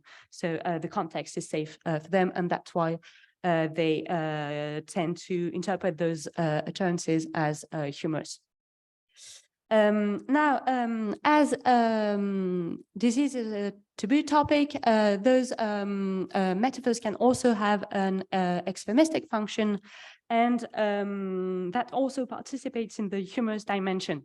And in House, most metaphors are not euphemistic because House is not someone who tries to soften what he says. He's really offensive towards other characters. And 67 of the occurrences in the corpus are from House. Okay, and he resorts to the conceptual metaphor, the sick body is food going bad a lot, which is very dysphemistic. Okay, it's not something you want to picture. And it's kind of the case in this excerpt. Maybe we should just biopsy. She's a fridge with a power out. We start poking around inside, the vegetable goes bad. No offense. I don't see that we have a lot of choice. So you have the patient's body conceptualized as a fridge, their organs as rotting food, and it's dysphemistic because it's very dehumanizing. It has negative connotations. But the viewers who are at a distance can interpret that as humorous because it's not serious for them. And it's also why in-house you have very few journey metaphors for disease, because those are usually euphemistic. You know, when you say that someone has to go through difficult times, etc., that's kind of euphemistic for saying they have cancer, for example, and you find those very rarely in-house. And those dysphemistic metaphors also participate in the characterization of house, because he's the one who resorts to those metaphors. So I put a few more examples here. His hands will literally be dead meat. Gotel, our human pincushion, that will be sticking him one more time. So this is very defining of house, because he systematically refuses to add a human dimension to his work, and he always refuses to meet his patients. But on the other hand, he also often conceptualizes them as, he often conceptualizes disease as people, but usually in very negative associations. And this also contributes to depicting him as a misanthrope, because he always uses problematic relations or things that do not reflect well on the human race. And that's also the case in this example. The serology tests came back positive for hepatitis C. Hep C is a chronic condition. You don't think this is an acute situation? Coma, vomiting, abdominal pain. Hep C explains everything. Except for the suddenness of the onset. What's wrong with the timing? You get home one night. Your wife hits you with a baseball bat. Likely causes the fact that you haven't thanked her for dinner in 8 years, or the receipt for fur handcuffs that you found in your pants. Sudden onset equals proximate cause. And also the fact that House should be the author of a vast majority of extended and creative metaphors, actively participates in the characterization of House as a witty, creative, unconventional character. Okay, it's part of his personality. And finally, beyond these functions, some of the conceptual metaphors also contribute to characterizing the series and to distinguishing House MD from other medical drama. And so, for example, you have a few occurrences of the conceptual metaphors: a disease is a suspect or a culprit, and it occurs as early as the first episode. So here, what are the suspects? Diagnosis based on the same evidence. Patients always want proof. And this is very regularly resorted to in the series, quite often in more creative, elaborated metaphors than this one, so such as in this excerpt. We assumed that the tumors were growing because he's getting sicker, but he could have grown old and died and never known about them if he hadn't come here. We were looking for something. It was more or less in the right part of the brain. It's like we found someone standing over a dead body holding a gun. We arrested them, didn't look any further. Well, sometimes people really do just stumble into a murder scene. Okay, so you have kind of correspondences between making a diagnosis and solving a criminal case, and the doctors are the detectives, the patient is the case. Other possible causes become suspects, and labs and lab results and symptoms become evidence. Where am I? Sorry. And this conceptual metaphor is fruitful in-house, but it is rather creative and specific to the series.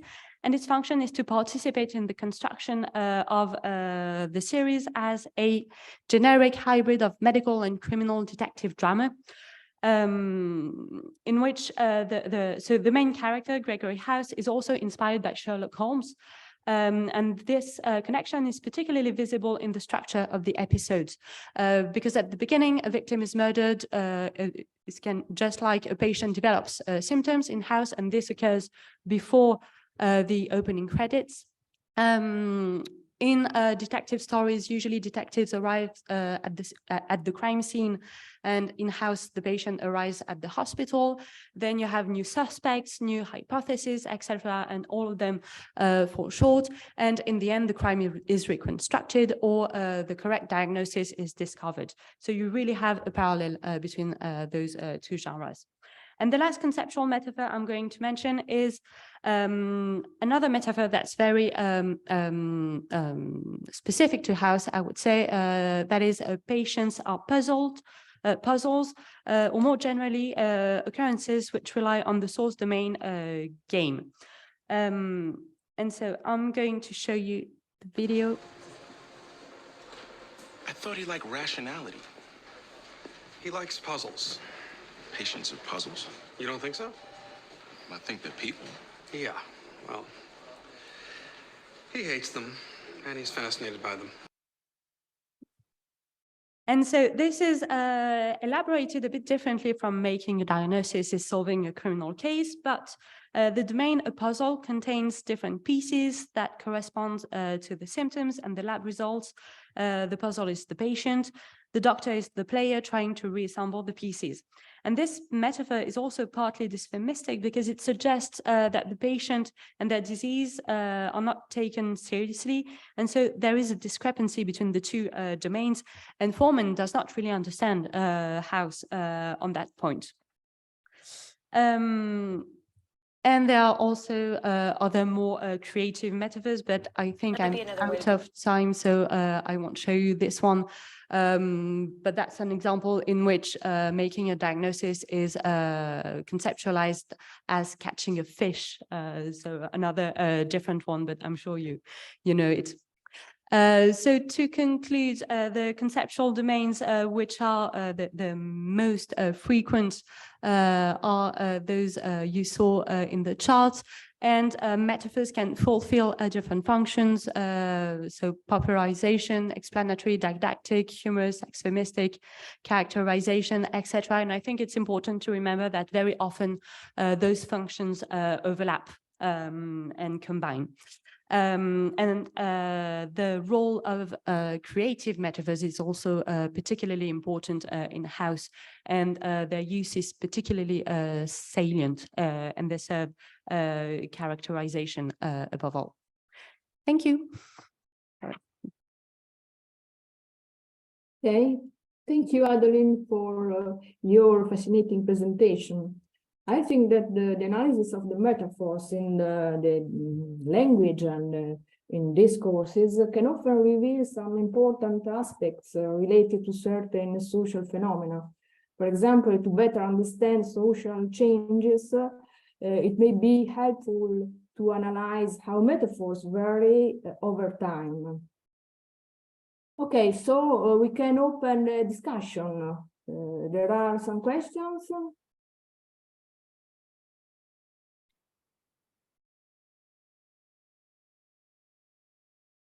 Thank you.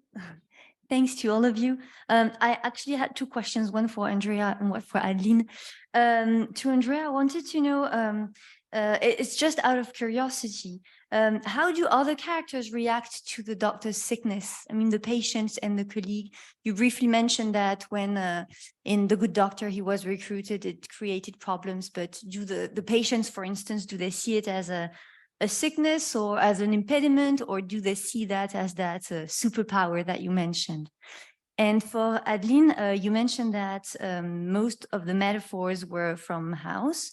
What happened to the other ones that come from different characters? What are their purpose? Do they make it on purpose? What is the goal of these metaphors that do not come from House?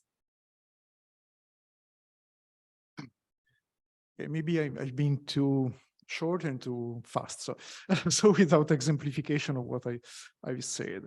So the idea is this: that the sickness of the doctor, in certain ways, is the superpower, because it gives him, her, could be also female, the chance to see things in a different way. So, and at the same time, there is the other things in interplaying with this, is the emotional charge that is the sickness of the doctor is attracting in a certain way on himself, herself.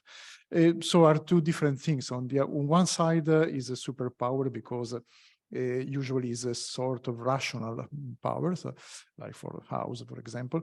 And on the other side, you have the weakness side of the sick part of the doctor, so in which is similar to in this kind of things is similar to a patient. So it's a sort of doctor to be hospitalized, so near to become a patient. So and okay, Dr. House, Gregory House, at certain point, the series is also so sick that he is a patient, so he's hospitalized. So I don't know if I have answered that. So actually, as for the other characters, most of the metaphors they use are parts of general language. You know, they are not very creative. There are metaphors that you can find when anyone speaks. And there is one metaphor for which relies on the conceptual metaphor. The sick body is a broken object or a broken machine, and they talk a lot about fixing the patient or fixing what's wrong, fixing the leg, fixing the lungs, and that's something that is quite reoccurring. And the other metaphor they use a lot is the war violence metaphor. So we have to, for example, the cells are attacking the body, etc. And that's also a metaphor that's very, very common, and a lot has been written on it, both from linguists, especially in the context of cancer and end of life care, but also there has been a lot of things written in medical journals and doctors trying to advocate against those metaphors, because it suggests that the patient can survive if they fight hard enough, which is actually not all, well, it doesn't always rely on them, and it's kind of yeah, not always a good thing to imply that patients should fight harder.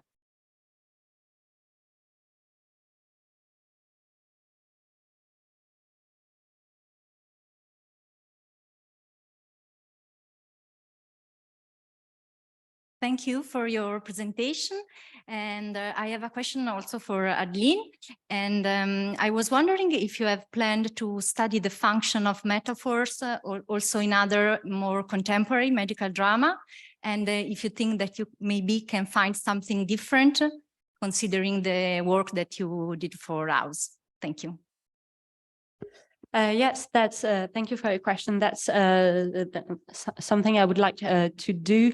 I'm not sure with which series I would start, but I think maybe comparing House and The Good Doctor could be interesting, since the main characters are kind of similar. And I also did that on another series, which is new and old at the same time, because it's Grey's Anatomy, so it's been running for almost 20 years. But I studied the first 2 seasons only, and the metaphors were actually a bit less interesting to study in a way, because they were much more conventional, and a lot of them were euphemistic and relying on the having a disease is a journey metaphor.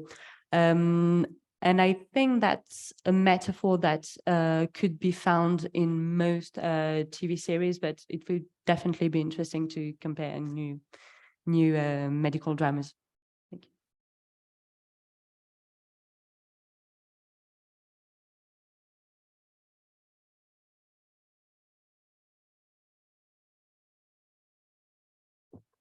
Are there other questions? No? So. Okay.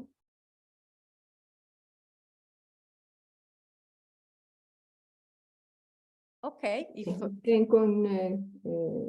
terminate this session. Thanks to all speakers and to those who contributed to animate this stimulating discussion. And we can move to concluding remarks. And greetings all. I hope to meet you in other occasions.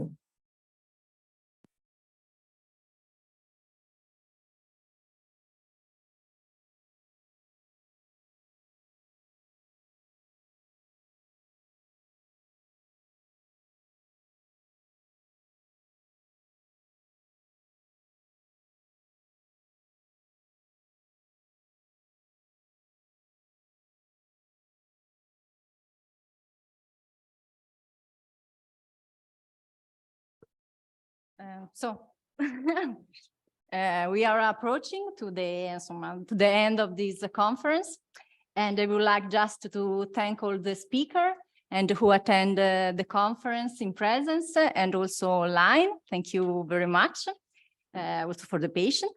And I think that through the conference program, we truly had the opportunity to listen to colleagues who effectively presented the plurality of perspective that can be adopted in the study of medical drama TV series. And I think we have achieved our goal. Indeed, we have painted an interesting and growing picture about the ongoing project and work on medical drama TV series.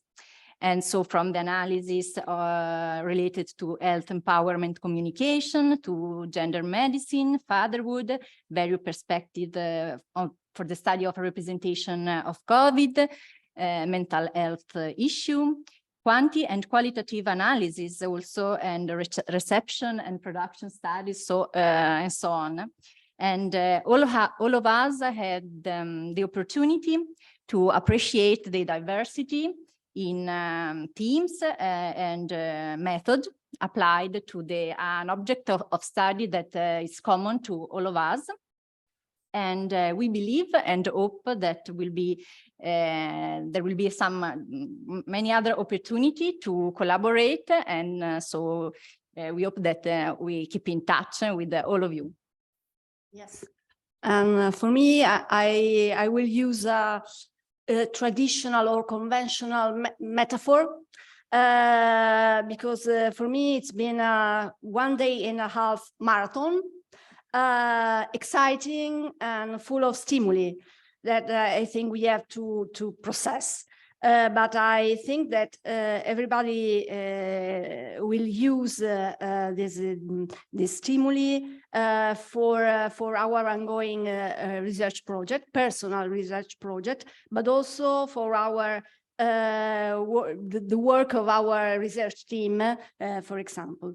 And also for this reason, we hope that we will keep in touch with you all, and we hope to carry on the dialogue among us, starting with the publication of the proceedings of the conference, but also for other future events and researchers. Again, thank you all for your contribution, for your presence here and online, and for your ability to adapt to this situation. Thank you.